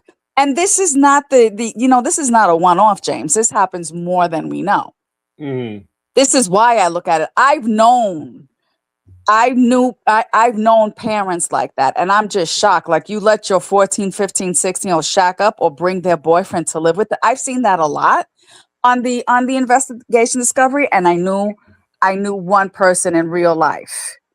And that was when I was young. And then my grandmother found out about it. And you know her. That was like the original census. She's like, you're not even going on that block anymore. Right. Yeah. Like, oh my God. And you're I don't know. And she her mother was a stay-at-home mom, so there was no excuse for it. No excuse for it. Yeah. And as far as real life, I mean, I know you don't. We do need. If we're gonna be real, we're gonna talk about the political situation. But it's gonna be more than finger pointing. A lot of us could read and deep dive. This is what's happening now with seeds that were planted 25 years ago. So Right. all of this is the fruit of their labor. And someone wrote in, I couldn't see, and people are not paying attention to local elections. Whoever wrote that is golden because that's where it starts. Look at your local election from your council person to your assembly person to your community board leader. You want to go to your community board meetings, you got to start at the root. You got to start at the root because what's happening now is coverings for a genocide. The genocide that's happening in Gaza, the genocide that now it was a standstill in Sudan because now the UAE transferred their money to something else. Let's talk about the hantavirus. Everybody look it up. The hantavirus is not as contagious as COVID. You get it when you are in close quarters with rats, which is where you are when you're on a cruise ship. Not necessarily that it's rat infested that you're going to see it. Marine rats do live on these cruise ships, and it's the fleas they carry. So as they whisk by on the carpet, the wall, they get into the kitchen. You will die from it. It's treatable, not so much curable, but it's not pandemic type disease. Right. So you all need to pay attention. What you said with circus and bread, my goodness, you just really came on with everything today, because there's a lot that's going on and it's so many different things. It's like you can't pick a topic and stick with it. It's like Baskin Robbins. You got to get into all the different flavors, because all of it is affecting us. Because right now, my spidey sense is tingling with, since people are just eating what is being fed to them, no one is grabbing a dictionary, no one is even looking in their browser to start. Once you start sounding the alarm, you're going to thwart their plans. Like a lot of people have already, there have been things in New York where they're like, no, hantavirus is not COVID. You're not going to give us this COVID bullshit again. That's how you start thwarting them, by vocalizing, by saying, yeah, no, I know about this, and this is not what it is, but you have to be public, but you have to be present. People are going to have to be on their P's and Q's. Don't get distracted. And it's true, because like the Browns was like, I was getting, everybody knows, a little too invested. I still think this motherfucker's DNA should be put into Codex. I'm not backing up from that. I'm not backing up from it, because this weird clip hit my feed and I put it on your Facebook, where he said he was so mad he swung the knife and cut his hand. Who the fuck were you swinging a knife at, my man? Right. Right. To the point you hurt yourself. Who were you swinging a knife at? Were you having a conversation with yourself? Because now it's only one wife and there's a tight leash on you, so you just can't disappear into the sunset for like 3, 4, 5, 10 hours. Okay? So it's like we just really, really, really need to be aware. We need to be aware, and we need to start fighting back. Stop eating this. You know, to be anti-genocide is not being anti-Semitic, so don't fall for it. Don't be bullied into it. Now, all of a sudden, the Ebola virus, which is dangerous and contagious, is happening in the Congo. And this is part of the fact, when you take monies away from health departments and from CDC and from other research organizations to sound the alarm before it becomes an outbreak. So I'm more concerned about Ebola in the Congo than I am about the hantavirus here in the States, because that could be a pandemic of catastrophic proportions. Right, right. Well, I mean, and Ebola is like, you know, compared to COVID, like we have there's no leashes on that. And you can sit there and say all you want. I'm not going nowhere with a mask. It won't make a difference. You know what? I really think, especially anyone who's prone to get anything, there's nothing wrong with wearing your mask. No. Fuck what people have to say. But you know what I would really encourage? The little Clorox wipes. There's actually little pocket versions of them. I haven't found them, but you could take them and put them in a damn Ziploc. The shopping carts in your grocery store are a minefield of germs, of everything under the sun. When you get on a bus or any public railing, the subway, the bus, the restaurant doors, that's what you need to mind. And make sure that the habit, which what I have of always putting my hands on my face, get yourself out of that habit and get yourself into the soap and water. You know, the Purell and all that shit is good, but there is nothing as healthy as hot water and soap. You know, as hot as you can. Don't burn your skin off. Don't cause a rash. But just that basic, that universal protocol of hygiene is going to help you. And take a mask. Yeah. Absolutely. Because people are nasty. People don't care. Someone could be on the bus with bronchitis. And if you're just a little bit delicate, it's going to be you. Right. And then, you know, that bronchitis could lead to pneumonia, which could lead to sepsis. This race car driver that died of sepsis, there was just something wrong there with his doctors, because there's just no reason on God's green earth in the United States of America where you have pneumonia that you're not going to be treated until your pneumonia is done and you develop sepsis. So someone dropped the ball there, whether it was the deceased or his Primary care doctor. I don't care. But yes, things like that. I like the change. I'm gonna be with it. And we just really need to be aware. Let's just not get distracted. I never watched Platteville. That was enough. 90 Day Fiance. That stuff is just like, I'm not a prude, but that's just too nasty. Bachelor and all that shit. You want to meet someone is to meet someone. People are just you kissing and swapping. Get the fuck out of here on TV like it's okay. No, no, no, no, no, no, no. Then we wonder why we got 13-year-olds and 14-year-olds pregnant or having kids and trying to shack up together. Yeah, no. There's a time and a place for everything. But I did. So Carr from the FCC, he put something on Twitter. And every time he put something on X or Twitter, I answer him back, could you look at TLC? Yeah, that's the problem. No, the Democrats aren't the problem. It's TLC. But yeah, and another thing, it's look at what's happening.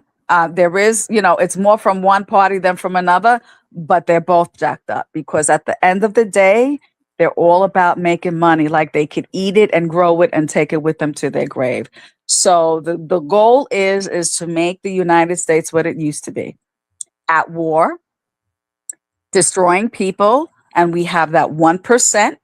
And the foreigners coming in like Elon Musk and these other pendejo Murdoch that owns all of the media, the very, very rich and the super poor. I mean, they are slowly demolishing the middle class by slowly getting rid of unions, by slowly making things more and more expensive. Like you want to talk about expensive. I went to my local Korean Dega. I got bread, eggs, some yogurt, and I think... what else did I get? Maybe a couple of bananas. Why did I pay $35? Yeah. $35. You know what I'm saying? I constantly go to the supermarket. I'll pick up 5-6 things and walk out of there with a $50 to $70 bill. Okay, so it's like everybody needs to we all know how to read. We all know how to write. We're all educated in that respect. As long as you can read and write, you're good. And really start with the grassroots and start taking action. And listen, if we're going to be doing real life, then we do our little petitions, our little writing to our congressman, social work, senator. Did I say social work? Congressman, senator, and our representatives, and let them know what we're not with, what's not working for us. Because also sitting around and talking about it is good to get it off your chest. But if you're not going to do anything about it in terms of a quick email or a snail mail or a call, and I don't know who it was. I don't know if it was you, James, or someplace else where they said when you call their office, even if you leave a message, they pay more attention to that because for whatever reason, they think that is going to affect votes. I don't know where I heard it. I don't know who said it. It may have been you. I don't know who else I was talking to, but we just got to take action. Don't just sit there and say, oh, it is what it is, because right now the Constitution is toilet paper. It's getting demolished every day as we speak. The Bill of Rights is right behind it. It's just incredible. I hate using the word president because he doesn't deserve it. He appointed 4 representatives from these tech companies, from Palantir, Amazon, Meta, and something else as, was it chief lieutenants in the military? Like they're right under general. If I find the article, I'm going to put it on our Facebook page. So it's just putting people to put them in there. We don't really have. So look at Hegseth. How the hell is he the secretary of the War Department? Excuse me. Mm. If anyone heard and did anyone hear the speech he gave at West Point? Look for the speech he gave at West Point.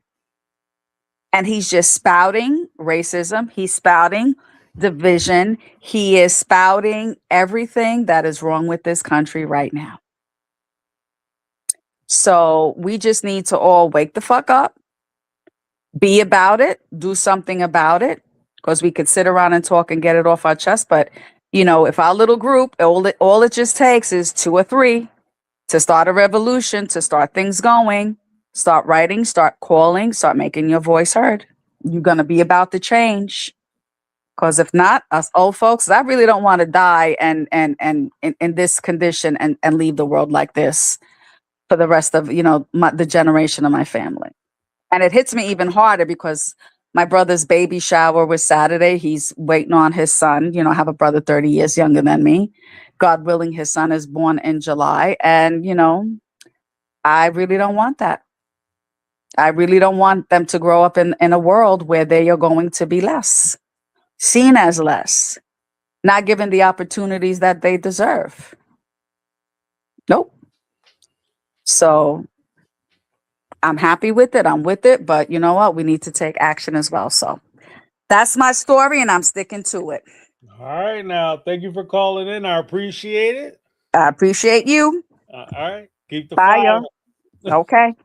All right, have a good one. Yeah, and Linda brings up a good point. Like a lot of times, like I've said this on the channel before, the whole point, and again, wake up. The whole point of the way a lot of these policies and stuff are moving forward, they are designed to wear you down.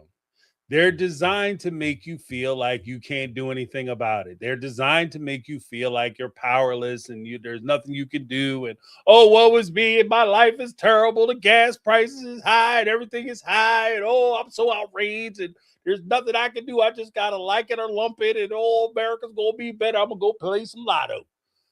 That's how our system is designed, because at the end of the day, if you really didn't have any power, they wouldn't have to ask you for shit.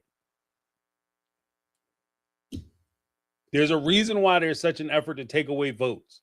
If voting didn't matter because they were going to do whatever they wanted to do, they wouldn't have to pass legislation and push things through the Supreme Court and try to create gerrymander districts, whether in Democratic or Republican areas, if voting didn't matter and they put in anybody they want. It's in plain sight. And so if they can get you to disconnect, whether it's bread and circus or frustration, that's what they will do. Because the powerful are never going to stop. And for people who think that, oh, all we got to do is change this one person in political office and things will go back to the way that they were, I am telling you now that we have to attack the entire system. The people that we're mad at are the people on payroll. These are not the decision makers. These people are on payroll. What does that mean? You ever notice that if, when the prices go up, I remember because I'm an old guy, I remember when in 2000, 20 years ago, 26 years ago now, 2000, I never forget, it was Al Gore running against George W. Bush in the 2000 election right after Bill Clinton left office. Gas was $1.63 a gallon. Regular gas was $1.63 a gallon. And people were losing their effing minds. $1.63 a gallon. What they think I'm one of the Rockefellers? This ridiculous. Oh my gosh, this gas is ridiculous. Gas is so high. You know what people would do for $1.63 gas right now? You know what people would do for $1.63 a gallon gas right now? I used to tell a joke before I watched this horrible, it's actually a really good horror movie, but it's just the premise is terrible. Is a movie called I Spit on Your Grave, the 1970s version, the first one, where a woman goes out by herself to, I think she's in West Virginia, out into the mountains and shit, because she's writing a book and she's out there by herself. These guys break in and they do terrible things to her. The first scene of that movie, when she encounters the guy, she pulls into a gas station. She's driving this gas guzzling, big ass, metal ass car, V8 motor, gas guzzling car. Pulls into the gas station, says, fill it up. Now, clearly, she's been driving, like you see her driving down the road as the credits are rolling. She's driving up in the mountains and shit. Like, so it's not like she just left the gas station. She ain't just pull out the sheets, the Wawa, the Piggly Wiggly, the Exxon Mobil, the BP. She didn't just leave like the Super Center where they had the gas selling and she just topping off the tank. Her tank was damn empty. She said, fill it up. That thing was running so long. She went in the store. She went in the bathroom. She watched the guy play some baseball. The thing's like, ding, ding, ding. Gas still running. The man came out, filled the tank up. He said, it's going to be $5. Now we're at a point gas is $5 a gallon. Here's the secret to the sauce, y'all. Let me be the first one to tell you. When the prices go up, they don't come back down. They might come down a little bit. But once businesses figure out that you're willing to pay whatever crazy ass price they set, they leave the prices right where they are. So we complaining about like a $4 or $5 gallon gas. Gas is going to go down to $4 and we're going to be happy about it. Gas will get down to $3.50 and we'll be dancing in the streets. And you'll have politicians clapping their backs and celebrating themselves. I brought the gas prices down. They didn't bring shit down.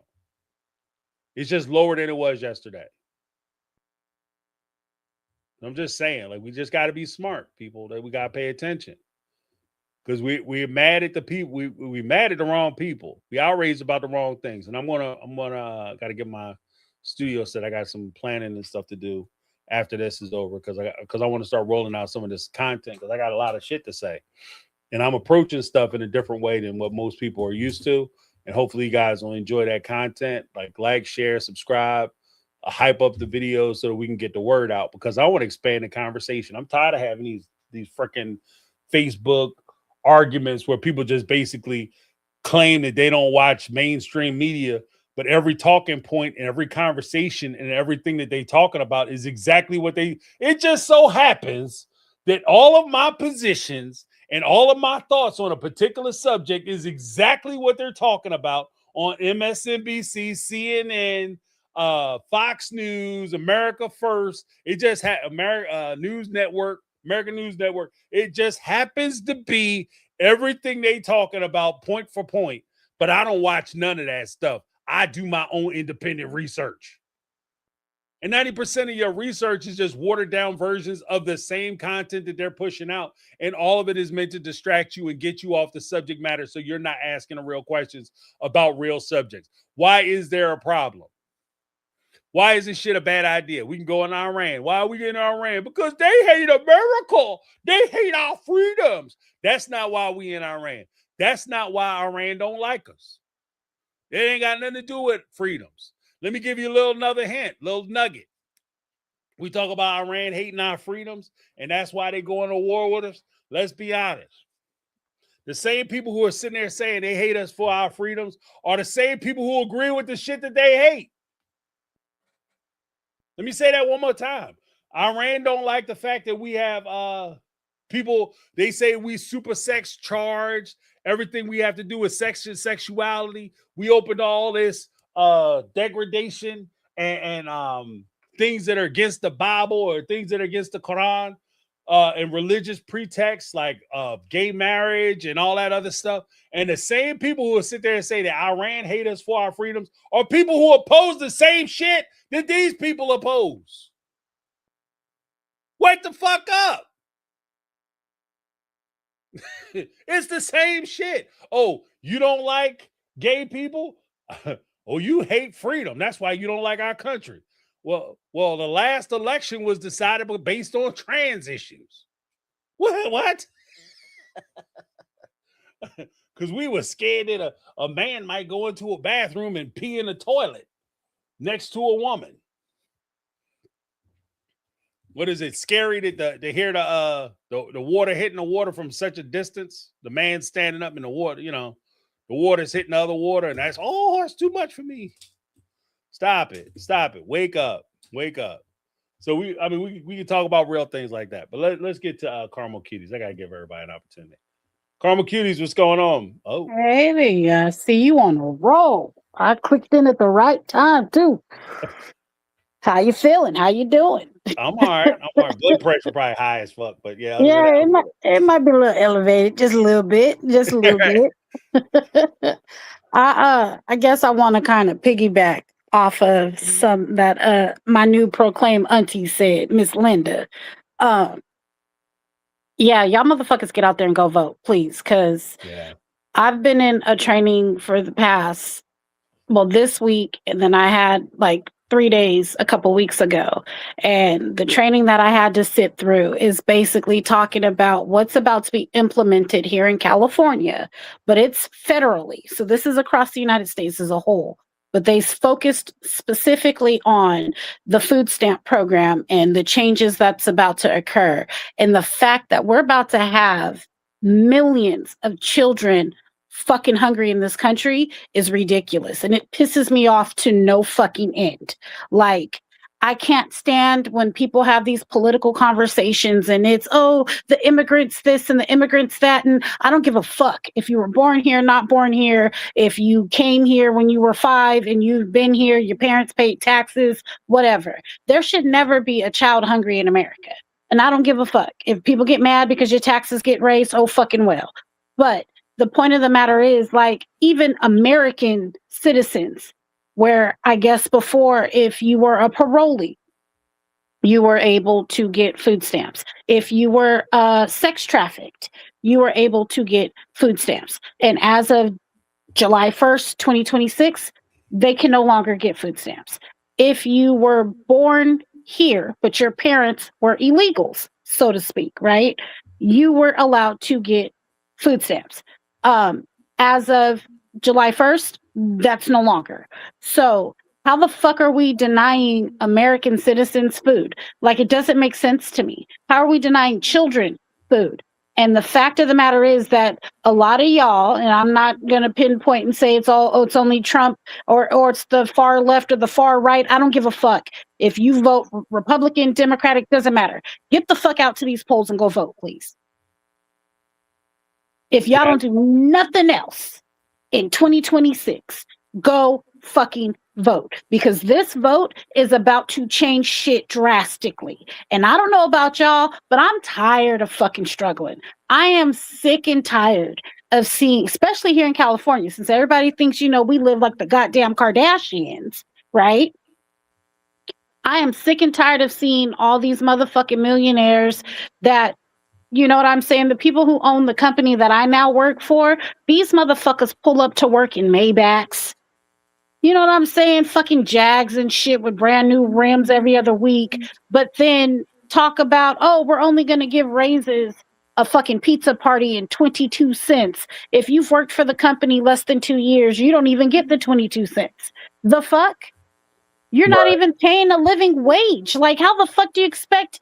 And then get an attitude if somebody's running late because, God forbid, they have children or elderly in their household that they have to take care of before and after work, right? Like, I don't understand companies that want us to give our whole fucking life to you, plus our next life, our children's arm and firstborn and everything else, but yet, God forbid, I ask for one fucking day off to handle my own business. You act like I'm asking you to put $1,000 in my bank account. Like, you want to be mad about some shit? Let's be mad about some shit. You want to be enraged about some shit? Let's get it, because I got a lot to be pissed the fuck off about today. But I'm gonna keep my blood pressure down. Yeah. Well, I mean, I would just say this: like 9 times out of 10, the same people who are telling you that you got to tighten your belt because the company need it and shit is kind of tight.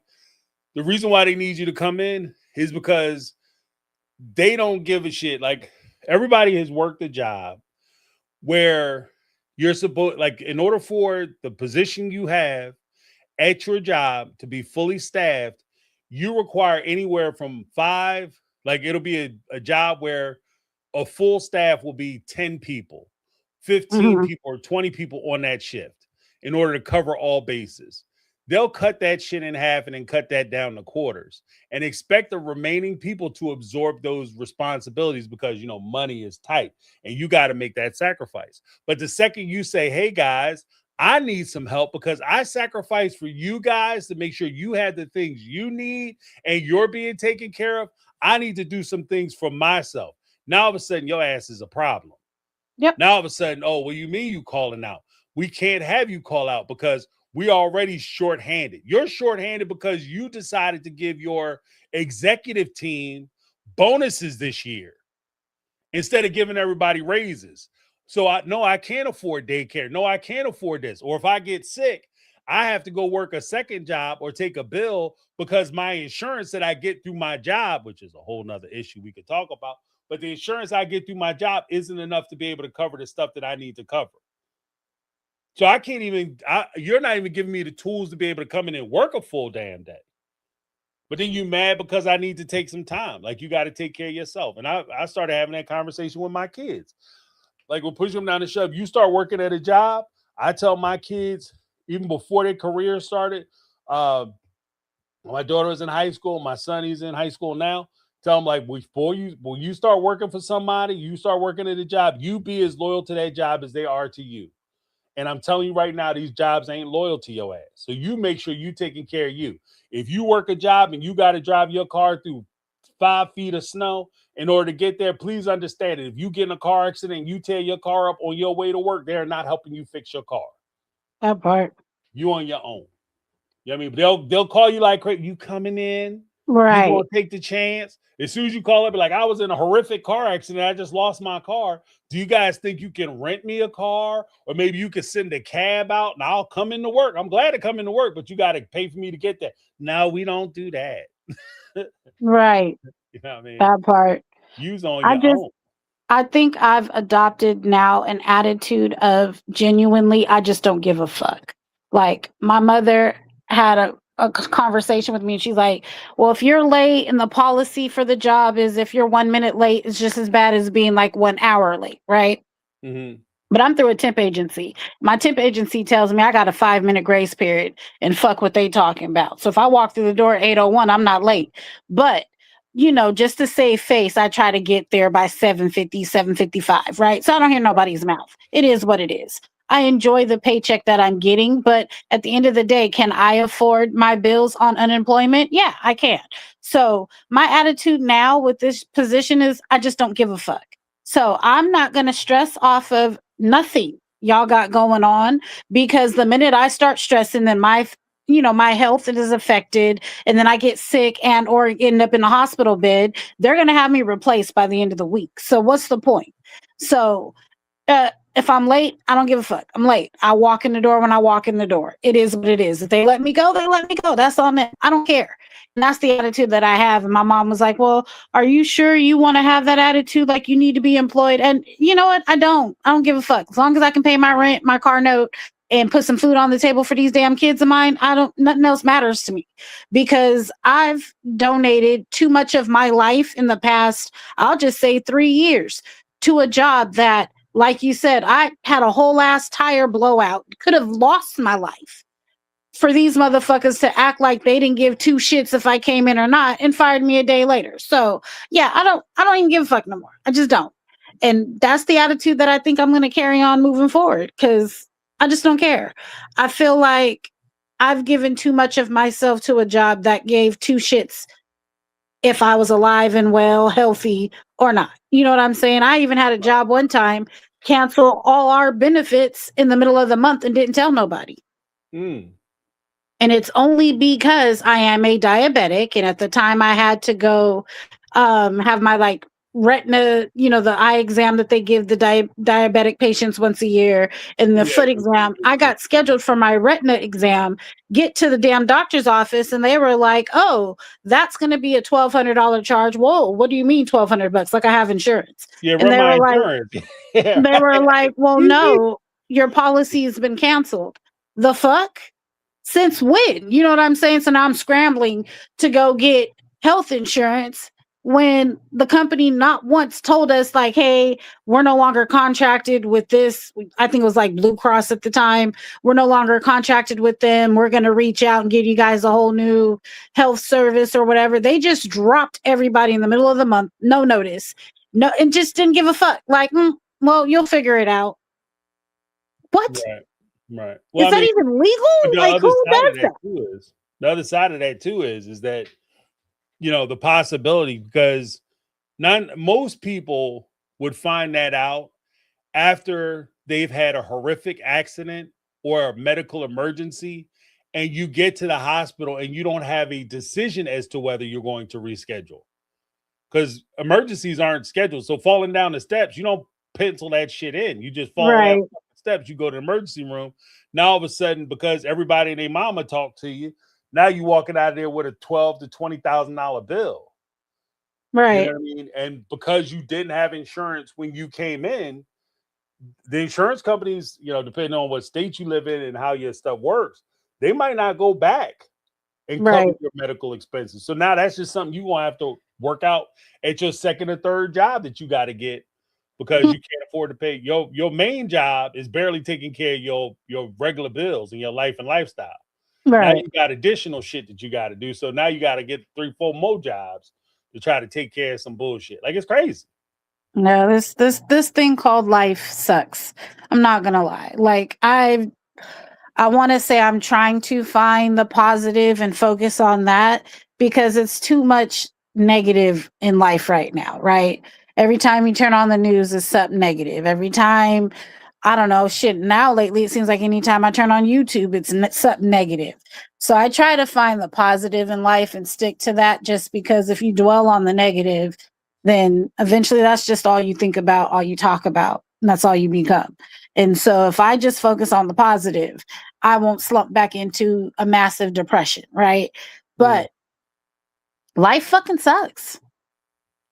Life sucks. And I can remember the days I used to beg, cry, and plead I couldn't wait to be grown. Fuck being grown. I hate being an adult.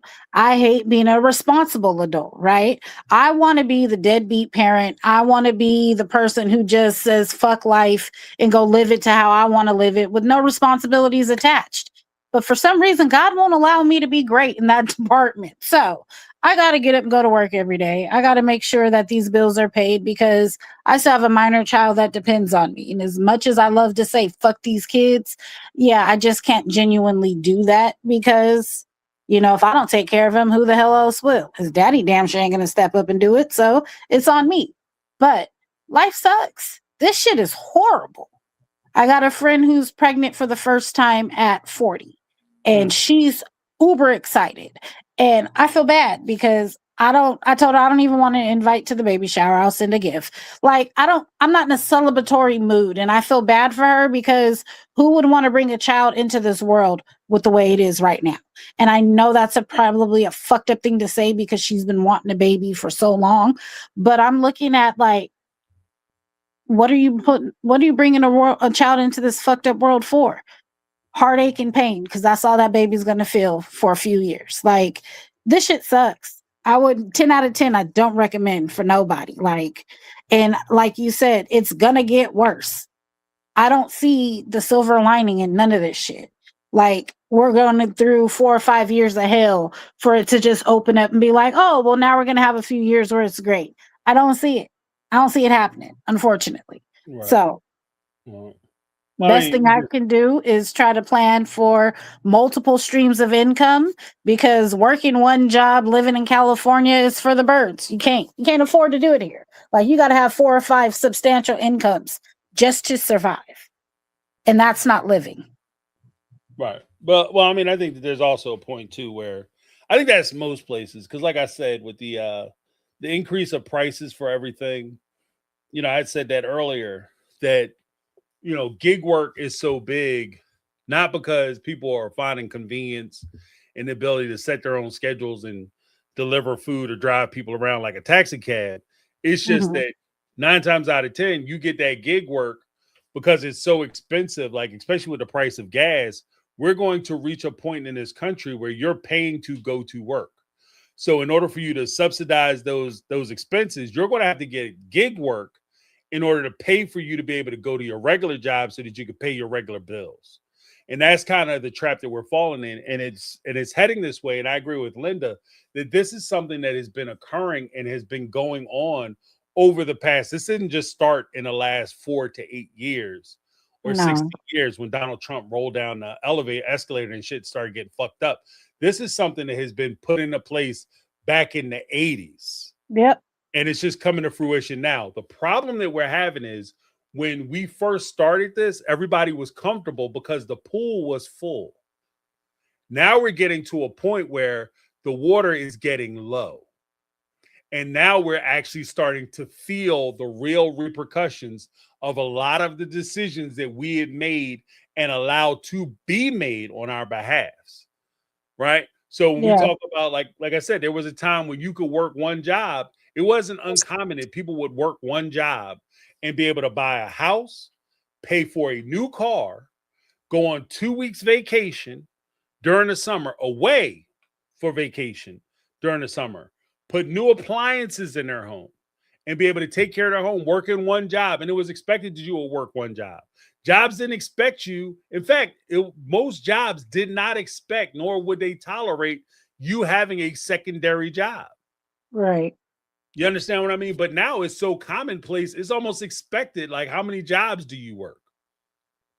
I mean, or what hustles are you involved? We build this bullshit, this hustle culture. This is the shit I want to talk, like, kind of address too, is that we build these limits on ourselves when we talk about hustle culture. I wake up, I rise and grind. Oh, I'm on my shit, Dean, all the time. Oh, I'm always hustling. Hustling for what? Are you hustling to get ahead? Or are you hustling to survive? Are you thriving? Are you getting more than what you have enough, but you want a little bit more, so you hustling to make that little bit more happen? Or are you working 2 or 3 jobs trying to figure out clipping coupons because you're trying to figure out how to make your bills? That's not hustle culture. That's surviving. Right. And that's barely getting by. And that's why I say that there's such a strong push for them to tell you to go back to sleep. That's why there's such a strong push when people talk about, I hate woke culture. Yeah, I'm sure they hate woke culture because they don't want you to wake up. They want you to stay asleep. Right. So you feel like you're doing some shit. This is something I used to tell my kids. I'll toss it back to you. But one of the things I used to tell my kids all the time, never confuse activity with accomplishment. Just because you're doing a bunch of shit doesn't mean you're actually accomplishing anything. Because you could run for 3 days on a treadmill, but you ain't take 2 steps. Wow. Moving forward. You understand what I mean? You did a bunch of shit, though. You was running, you was, changing the levels and all. You did a whole bunch of shit, but you haven't accomplished anything. And part of hustle culture is they're teaching us to love the activity and not the accomplishment. What have you achieved? You working 4 jobs. What do you have to show for it? Aside from you didn't spend time with your kids, you don't know what's going on at your house. Your house that you struggling to pay for, you don't even get to see. Damn sure don't get to enjoy. Right. You working your ass off for some shit that doesn't even matter. And then 9 times out of 10, especially in America, we're gonna keep it all the way buck. Because like I said, I'm gonna be straight up. 9 times out of 10, you mess around, get old, get sick. You work all your life to pay for a house so that you can get to reach the end of your life, so that you can wind up turning your house over to the old folks home or the hospital because you caught a virus or because you got old. Yep. You know what I mean? Hustle culture. So what are we doing? It's a young girl. I don't know her name, but she went viral because she had a little rant in her car before she had to go to work. And she was like, this is so ghetto. Going to work is ghetto. And she was like, I'm not chasing the bag. The bag is chasing me. And I feel that right now. Like, I'm not chasing the bag. The bag is chasing me. So it's ridiculous. Right. But I did have some luck. I went down to see my mom and seen my niece who had her court date, and we went to the casino, and my mom was like, oh, we're just going to go for a couple hours, just check in or whatever. And I'm not a big gambler, never have been. I don't like wasting money, right? So I took $40 and I said, when I'm done with my 40, that's it. I'm gonna go find me a corner, take me a little nap, because I left work early, hit the airport in my scrubs, mind you, flew to Los Angeles, and then changed my clothes and hit the casino. So they gave you like $25 free play money or whatever at the casino. So I played the 25. I put 20 of my 40 in the machine, and I got ready to cash out, and something told me hit max bet, and I won $654 off of a $25 free play, right? Okay. So as soon as I won, I cashed out, grabbed my little paper, sat my ass in a corner for 2.5 hours and did not move. And my mother was shocked. She was like, "You're not gonna play nothing. You're not even gonna cash it in." I was like, "I'll cash it in when we leaving to head home." But no, I'm not. I'm done. My night's over. I paid my 40 and I'm done. Like, I don't play my winnings. That's how you lose your shit. Like, who the hell does that?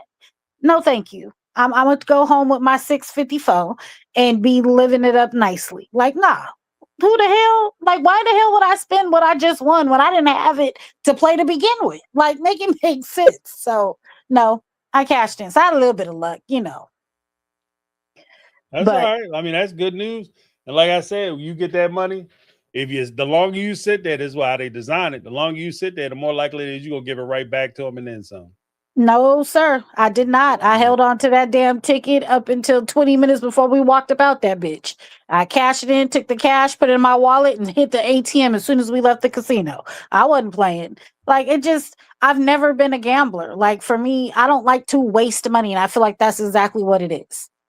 You waste more than you actually win. So yeah, no, I ain't got that kind of attention span to sit there and just keep plumping in money into them goddamn slot machines just for them to keep taking my money. So I'll take my little earnings and, you know, treated myself to a meal in LA that I normally don't get when I'm at home. That's exactly what I did. And the rest of that just went to bills. But, you know, it felt good to win something for a time or two. You know, usually when people have what's that, like them not rallies, what are those things? Like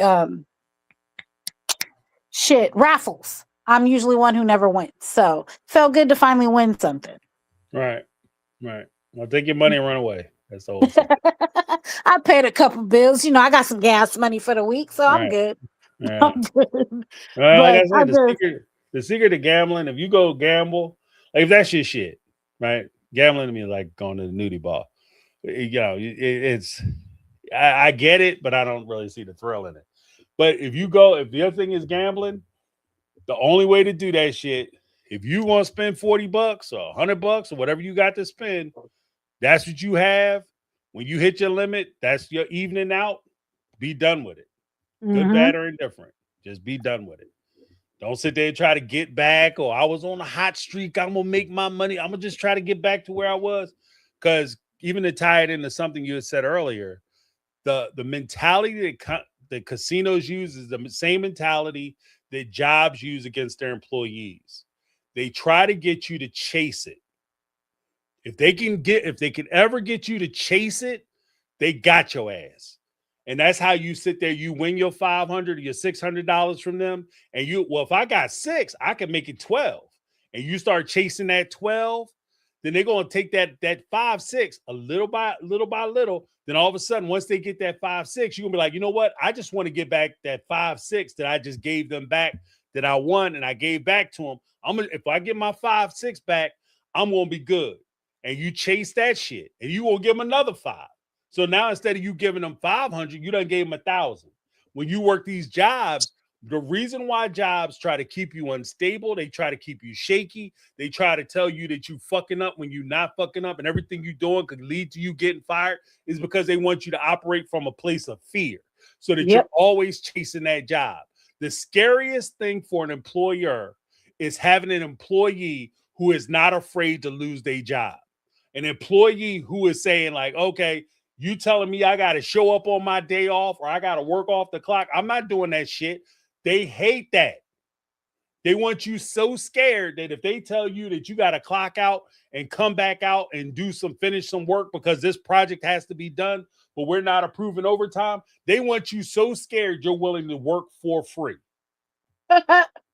Yeah, no. I mean, and if you're in that position where you're like, I'm not falling for the dumb shit, I ain't going for the banana in the tailpipe, you're scary to employers. Yep. And I don't give a fuck. And they know it because I walk in there with a smile every day. And they be like, are you scared they're going to tell your agency you can't come back no more? I don't give a fuck because the agency already said they're going to put me somewhere else anyways. They like me. So I don't give a fuck. I don't care. Right.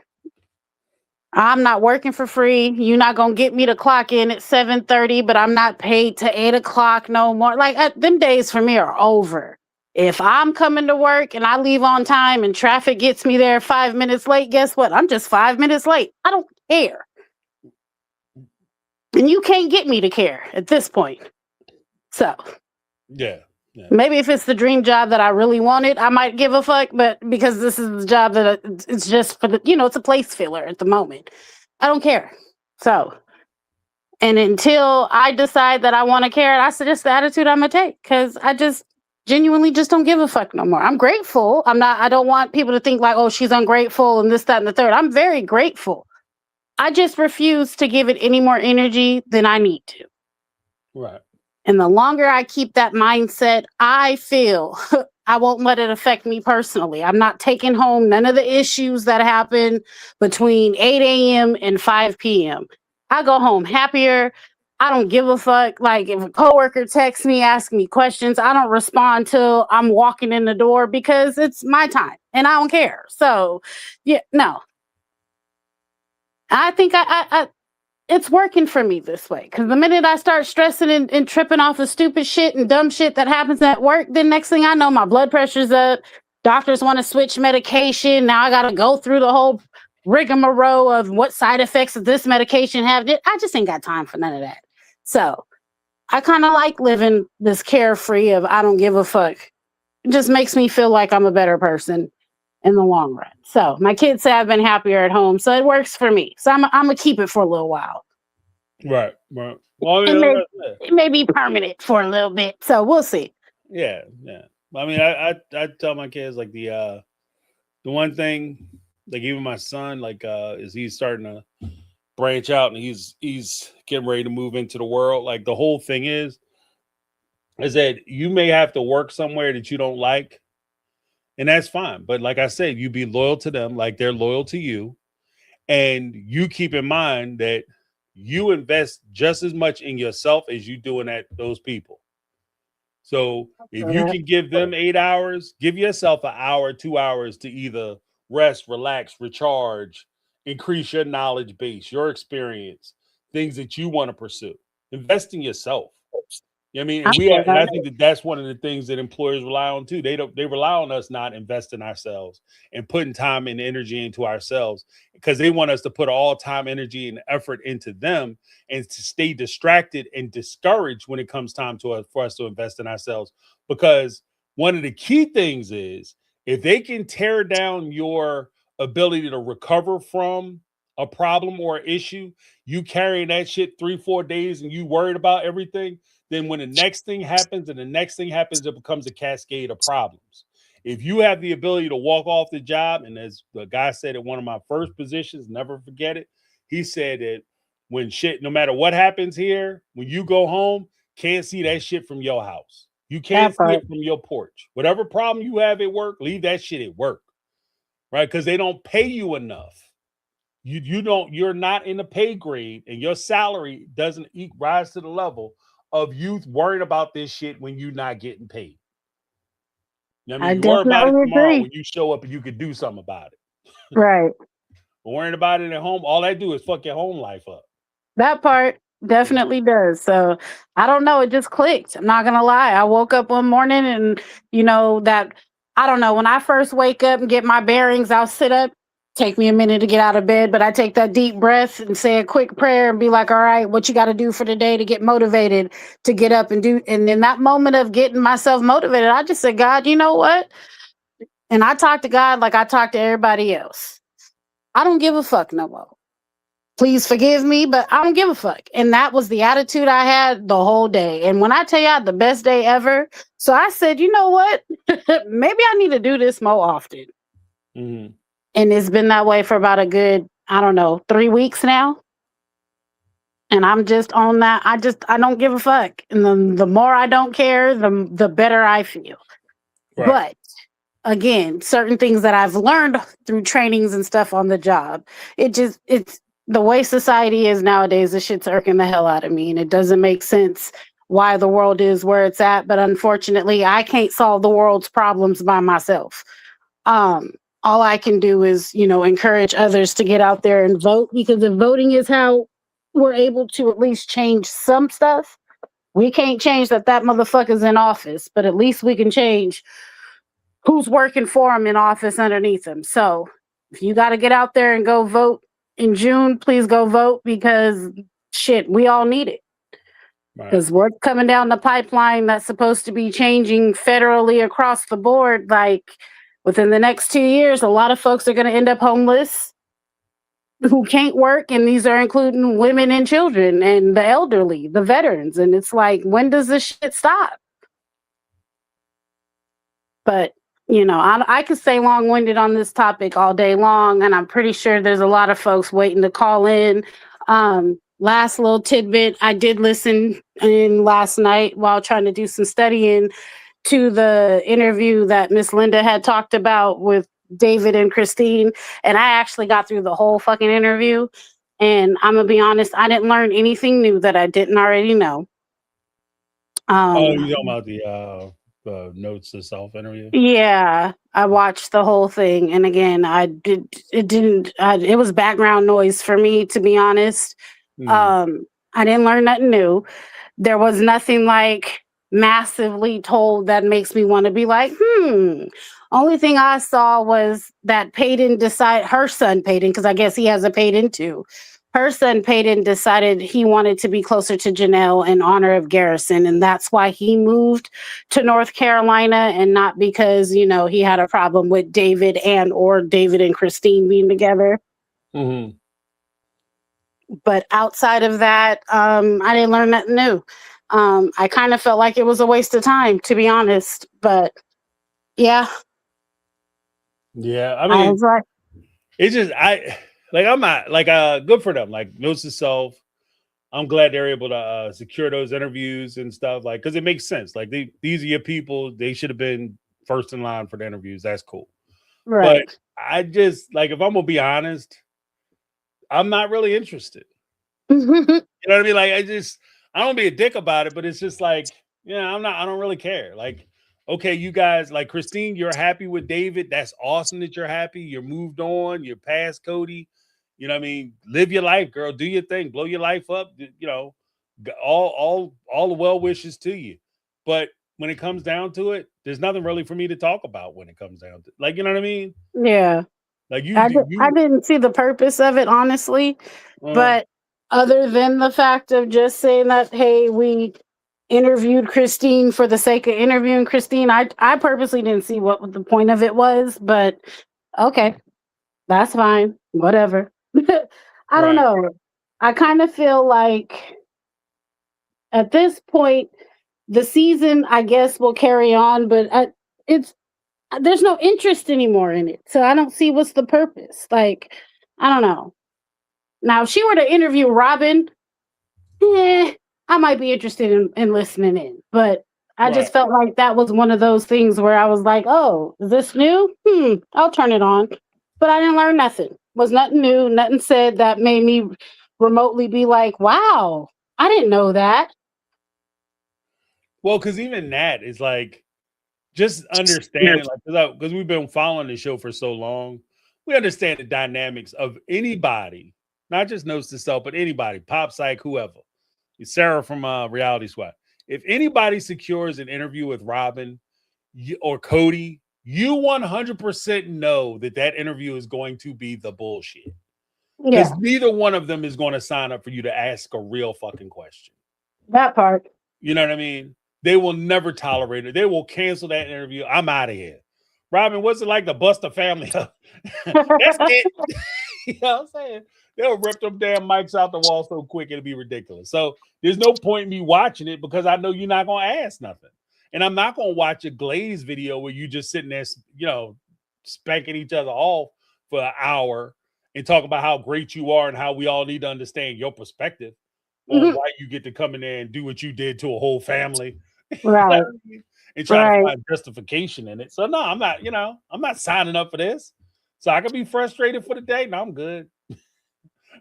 I got enough shit, like you said. I got enough shit in my personal life to be frustrated about. I don't need to add more shit. That part. To be mad about. You know what I mean? That part right there. I don't know.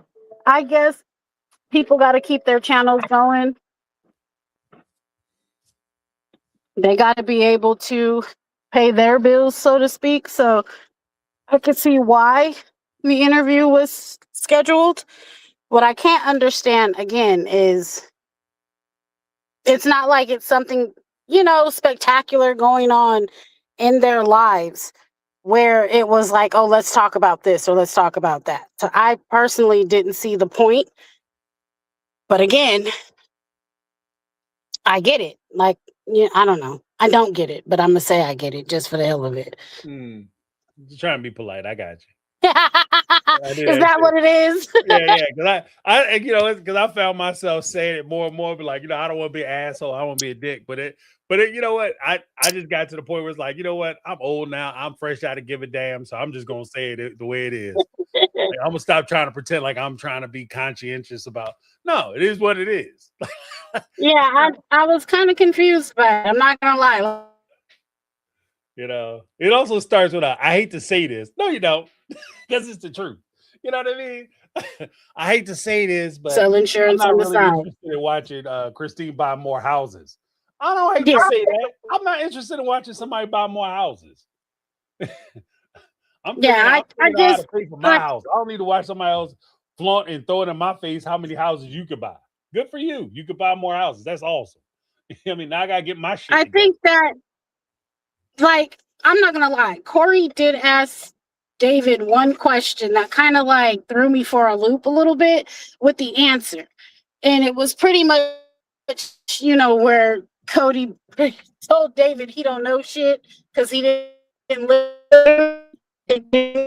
Well, I have to live to know that you didn't live it properly, obviously, because all your wives left you, but Robin. But, like, I feel like, I don't know. The whole point of the fucking interview just made no sense to me. It was senseless. Like I said, nothing was spoken that made me be like, oh, okay, that makes sense. Or, oh, damn, I didn't know that. None of that. None of it. And I'm not going to lie, kind of lightweight made David look a little possessive. You know what I'm saying? But they keep doing these couple interviews, which don't make sense to me at all. But I guess, Christine can't do an interview by herself unless David's next to her. But I don't feel like David has much to add to the conversation that makes it any better and or worse. But hey, y'all do you. Right. I don't know. It was just as entertaining as watching McKelty and Tony at this point.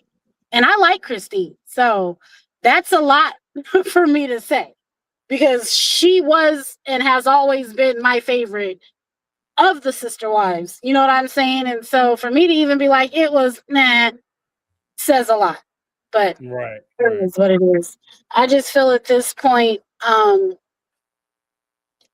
I think the show has pretty much come to an end. And I never thought I would be the one to say, like, I could possibly care less if they do another season. If they do, will I watch it? Well, yeah, of course. Because I don't have shit else going on outside of work and my kids anyways. And reality TV is my slight getaway, right? That's my getaway from my own reality. But I don't see what else season 21 could be at this point, because there's not much of shit left. You know what I mean? Right. Well, there's nothing there. The only thing they can do is TLC it, because there's nothing real that would come from it. Because in a real situation, nobody is signing up to go somewhere with their ex. Like, I would never go on vacation with an ex of mine, nor would I go on a vacation with my wife's ex. You understand what I mean? Like, I beg to differ. I actually went on a vacation with my ex and his now wife. And it was my fucking birthday weekend for the sake of my daughter. But do y'all get along? Hell no, we don't get along at all. Whatsoever. I can't stand that bastard and he can't stand me. But the only thing we tried to do was be cordial for the sake of our child.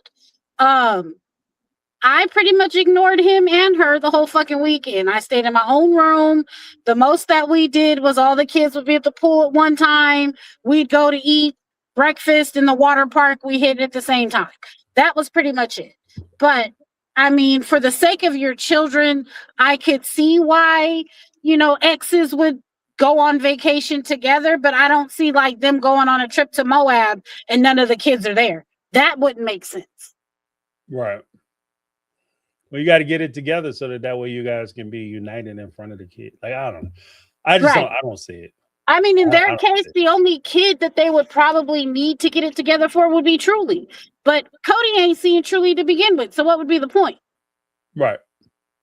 I don't see none of the adult kids running up to be like, yeah, let's go on a vacation with Dad, Robin, you and David so that we can all just get along to get along. I don't see that happening. But, to each his own. I know some families that once the parents split up and it's, mom remarries, dad remarries, and they're able to hang out cordially at birthday parties, weddings, and whatever else. I'm just not that person. And especially now that my child is of age, like she's an adult, and she doesn't even choose to be around her father anymore. So I have officially closed that door. We ain't never got to speak again, as far as I'm concerned. And if she reopens that door and allows him back into her life in any form of capacity, I don't have to be involved. So I'm okay with that too. Right. Right. If she gets married and wants to invite him and his wife, they can sit on one side of the aisle and I'll sit on the other, and I'll be cordial when I need to be, but I ain't got to talk to him. And that's just how I feel. So. Yeah, because also in the realm of reality TV, they have to put you in a room together and you guys have to have a conflict. Right. So it's not just they're going to be there hanging out, trying to get along and trying to be cordial. There has to be a conflict. So I'm not signing up for. I know, like I don't go places where I know it's going to be the bullshit. I feel it. Like if I'm going somewhere and I'm like, I'm gonna have to knock this dude's teeth out. Like this, I'm not going. You know what I mean? Like I that's feel dumb it. on my part. Like why would you put yourself in that situation? I'm dealing with the cops and everybody else answering questions I don't want to fucking answer. I'm not going. Yeah, I think with my level of I don't give a fuck now today, if I had to do it, my answer would be no. But this was like 9 years ago. And I did it for the sake of my child who was sick of being put in the middle. Right. So, okay, I can get along just for a weekend. It was only 4 days, no problem. I never did it again. So I can understand. But yeah, nah, I don't even see what conflict that they would have unless they show what happened in the court proceedings, which would be amazing, for the ratings. I could see TLC doing that, but what conflicts are we seeing? Y'all already moved into your house. You supposedly paid everybody their money back. What else is left? Right. Well, even then you just look like, because if the wives sign up to do it, they just look bitter. Yeah. You know what I mean? Because now all of a sudden, now you coming down on me about money. Why don't you go worry about David or whatever the hell? Right. Right. Or, whoever Christine or Janelle and Mary messing with. You just set yourself up to be in a bad situation. I say just leave it alone. Like you move past the dude for a reason. He's not in your life. Right. You know what I mean? He's a clown ass dude. You can talk shit about him, but talk shit about him at your house. Not in front of the cameras anymore. Yeah, that's how you do it. You talk shit, fuck, F that bug, blah, blah, blah. I don't have to be sitting there with you because 9 times out of 10, and this goes back to my whole feeling about closure. I hear people kind of echo it now, but as far as I know, I was the first one to say it. Like, I don't give a shit about closure because closure ain't real. You go there and say what you want to say and think you're going to yell and bark somebody out and get some shit off your chest. They either not going to care what you're talking about. You're not going to get the response you're looking for. Or they're going to say something that's like totally unscripted off the fucking topic that's going to throw you for a damn loop and it's going to give you another reason to have closure. Because it's not going to work out the way you want. You're not going to hear them say, oh, you're right. I was an asshole. I messed the relationship up. I need to do better. You're not going to admit that. Cody's never going to give that to these women. Nope. You know what I mean? So I'm not even looking forward to it. So no. The only thing I said I'd look forward to is if he genuinely did an apology tour with the kids. But you and I both know that would just be for pure entertainment purposes only, and he wouldn't mean it. So what would be the point? Right. And as a child of a father who didn't give two shits to mend a relationship before he passed away. Yeah, I know what it feels like. Well, not to have a dad who's on national TV talking shit about me, but I know what it's like to not have my father in my life the way a father should be, nor did they ever try to be, if you catch what I'm saying. But Right. I I just feel like at this point they could have made an easy break and just have like an episode of where they are now, meaning like we get to see Janelle's house, Maddie's house, and then just cut it off, right? Get a picture of Aspen's baby and then just let it go. Go ahead and, retire the show and go on about it. I don't know. I was hoping you was going to be on Saturday because I really wanted to lay into Unexpected because that shit is just wildly crazy as hell. And the fact that TLC is even allowed to keep producing these types of shows doesn't make sense to me either. But Right. I can save that for a Saturday conversation. Yeah, because I gotta reschedule the I think I might do an additional members this week. I just gotta figure out what day I can do it. But the whole thing, like I said, with that's also part of the reason why I'm moving away from some of the reality shows, is because we've reached a point now where it's not even really about reality as much as it is produced chaos. Mm-hmm. Like they're just putting bullshit on and trying to pretend like this is how people live.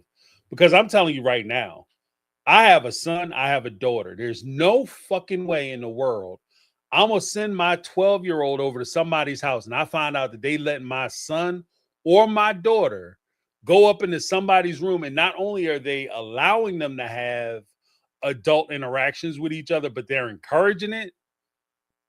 Oh, like I said, I'm calling the cops and I'm gonna tell the police straight up, you need to get there before I get there. Because if not, if I get there first, bring plenty of tape and plenty of chalk. Because there's gonna be smoke in the city. Because there's no way. Because like I said, we could talk all day about polygamy. We could talk all day about the AUB, FLDS, the Kingston group, and all them, and pretend like it just happens there. But the fact that you have like parents who have nothing to do with polygamy and none of that bullshit, and you sitting there with a 12-year-old, that is just as bad as PDFs. That's PDFs shit. You got a 12-year-old and a 13-year-old having those type of relationships in your house. That's PDF shit. You know what I mean? As far as I'm concerned.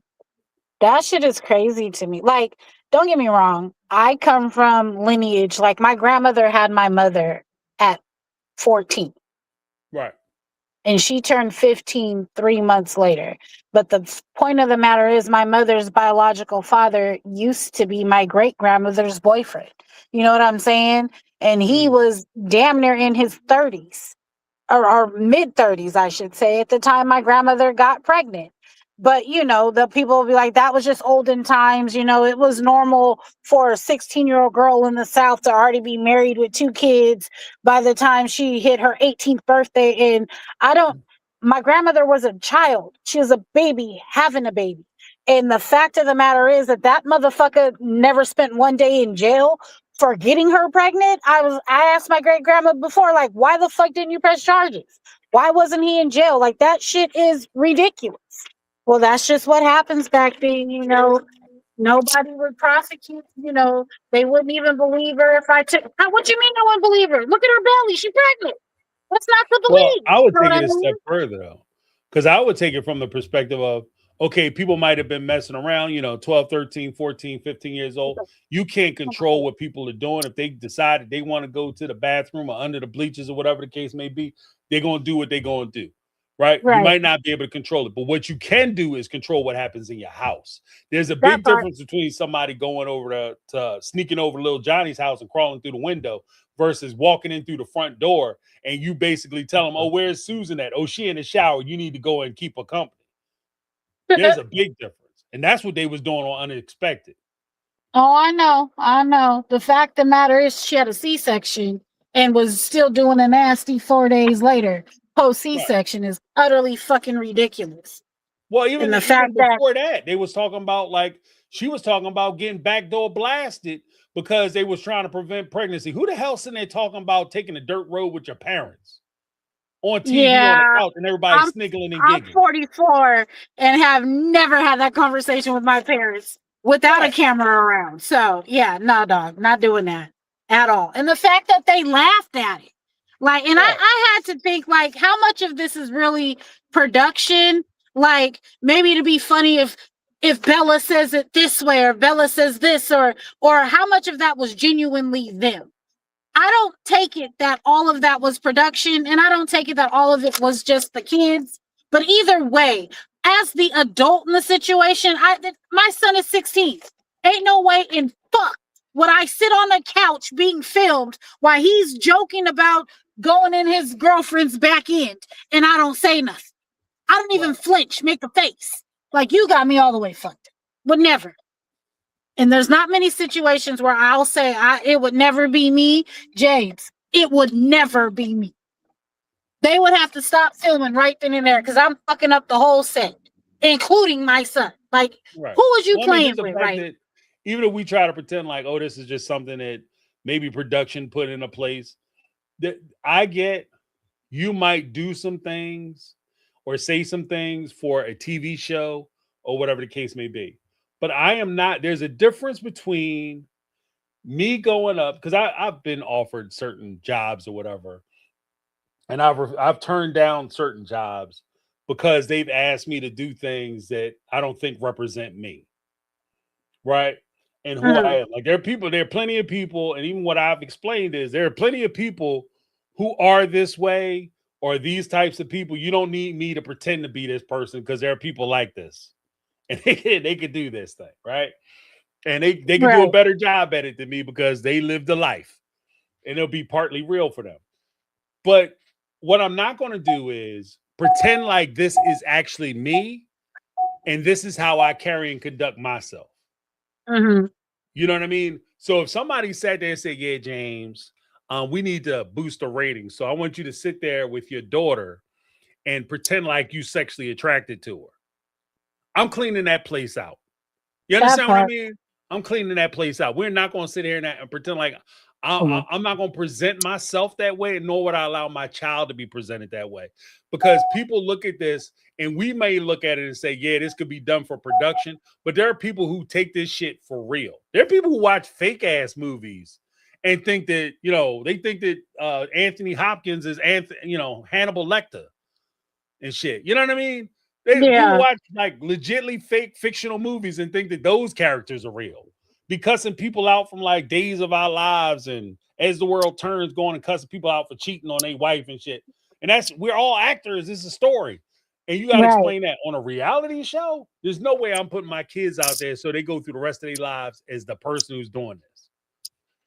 So And no, I I'm not remember like, that what are we the doing? actor from Power, is it the Tariq St. Patrick? I don't know his real name. Mm, He said he'll be seeing people out and about that like are ready to fight him. And he'd have to tell them, like, you realize I'm playing a character on a TV show, right? That I'm right, not him. Like, Tariq's not real. Like, right. but the fact that people really be pissed off at his character and who he plays to the point where they're ready to fight him in real life. Yeah, like just slow it down, Playboy. Like, you know, Like, that ain't even me. Like, I have to say that line that way or whatever. But right. It's a story. right. But people take shit. Yeah, I've seen some of the Reddit groups and Facebook pages that talk about Unexpected, and it's funny because I've never seen them this animated towards any season except for this one, right? I've been in these groups for years and nobody's been talking about it the way they've talked about this particular season. I'm like, yeah, I don't see how charges haven't been spun up yet, but I do know that, the little boy's dad, well, shit, there's also more than just the 12-year-old. Shit, even the one where he admitted that he put hands on her, and the fact that they still filmed this little boy, you know what I'm saying? Even though he's 18, but it's been some domestic issues, and he's still able to film. Like, I don't know. TLC just pisses me off as a whole. I'm not going to lie. Mm. And the fact of the matter is that I guess because, certain things bring in ratings, they continue to film these different types of things, but we all keep investing by watching the shit. So if we all collectively as a whole stopped watching it, they'd stop producing it because it wouldn't have any views. They wouldn't make any money off of it. Right. But you know, that's if it a don't bigger make problem. dollars, it don't make sense. So Right. they won't do it. But yeah. This whole shit's crazy. But I just got the little boy home. He wants to talk to me about his day at school. So I got to go do my mommy duties now. So All right, sweet thing. I'll see you back in the comments. All right. Have a good one. Thanks for You calling. too. Yeah, guys. Like, look, you know, and like I said, I'm not mad at anybody. Like I'm happy for folks getting these interviews. I'm happy for people expanding their platform. Hopefully it's fruitful. It's just that a lot of the Sister Wives stuff, like I said, I'll still talk about Sister Wives. It'll be on my Take on Reality live. So I'm gonna do it more in the form of live streams because I just don't think it's at a point now where I can do pre-produced or production videos on it, and I'd rather give you guys an opportunity to respond to it. And I do that on the My Take on Reality live. That'll primarily be that type of content. But like, yeah, I'm like I said, that they need to move on. I'm at the point now where I need to move on. You know, I'm gonna have to use the option that I said that these ladies should have used years ago. Like, I got to look at where I am and what I'm trying to accomplish and what I'm trying to do. And I gotta, you know, make good choices for what I'm trying to do, my peace of mind and where I'm at. And the Brown family, God bless them. From what I understand, I think that they're going to do a trip this year. Like I was looking at some of the promo materials that they've been trying to edge out from TLC. It looks like they might be doing a trip where they're going to talk about, you know, recreating the bonds or whatever the hell. I don't give a shit about them recreating bonds. You know what I mean? Because I'm not a big fan of re-injuring yourself or keep putting yourself in a position where you allow yourself to be injured by somebody based on the fact that you guys had a previous relationship. Me having a relationship with somebody does not entitle them with the ability to be able to treat me any old kind of damn way they want. And that's where I'm at with it. But I'm going to leave it there, guys, because we're rocking almost 3 hours on this.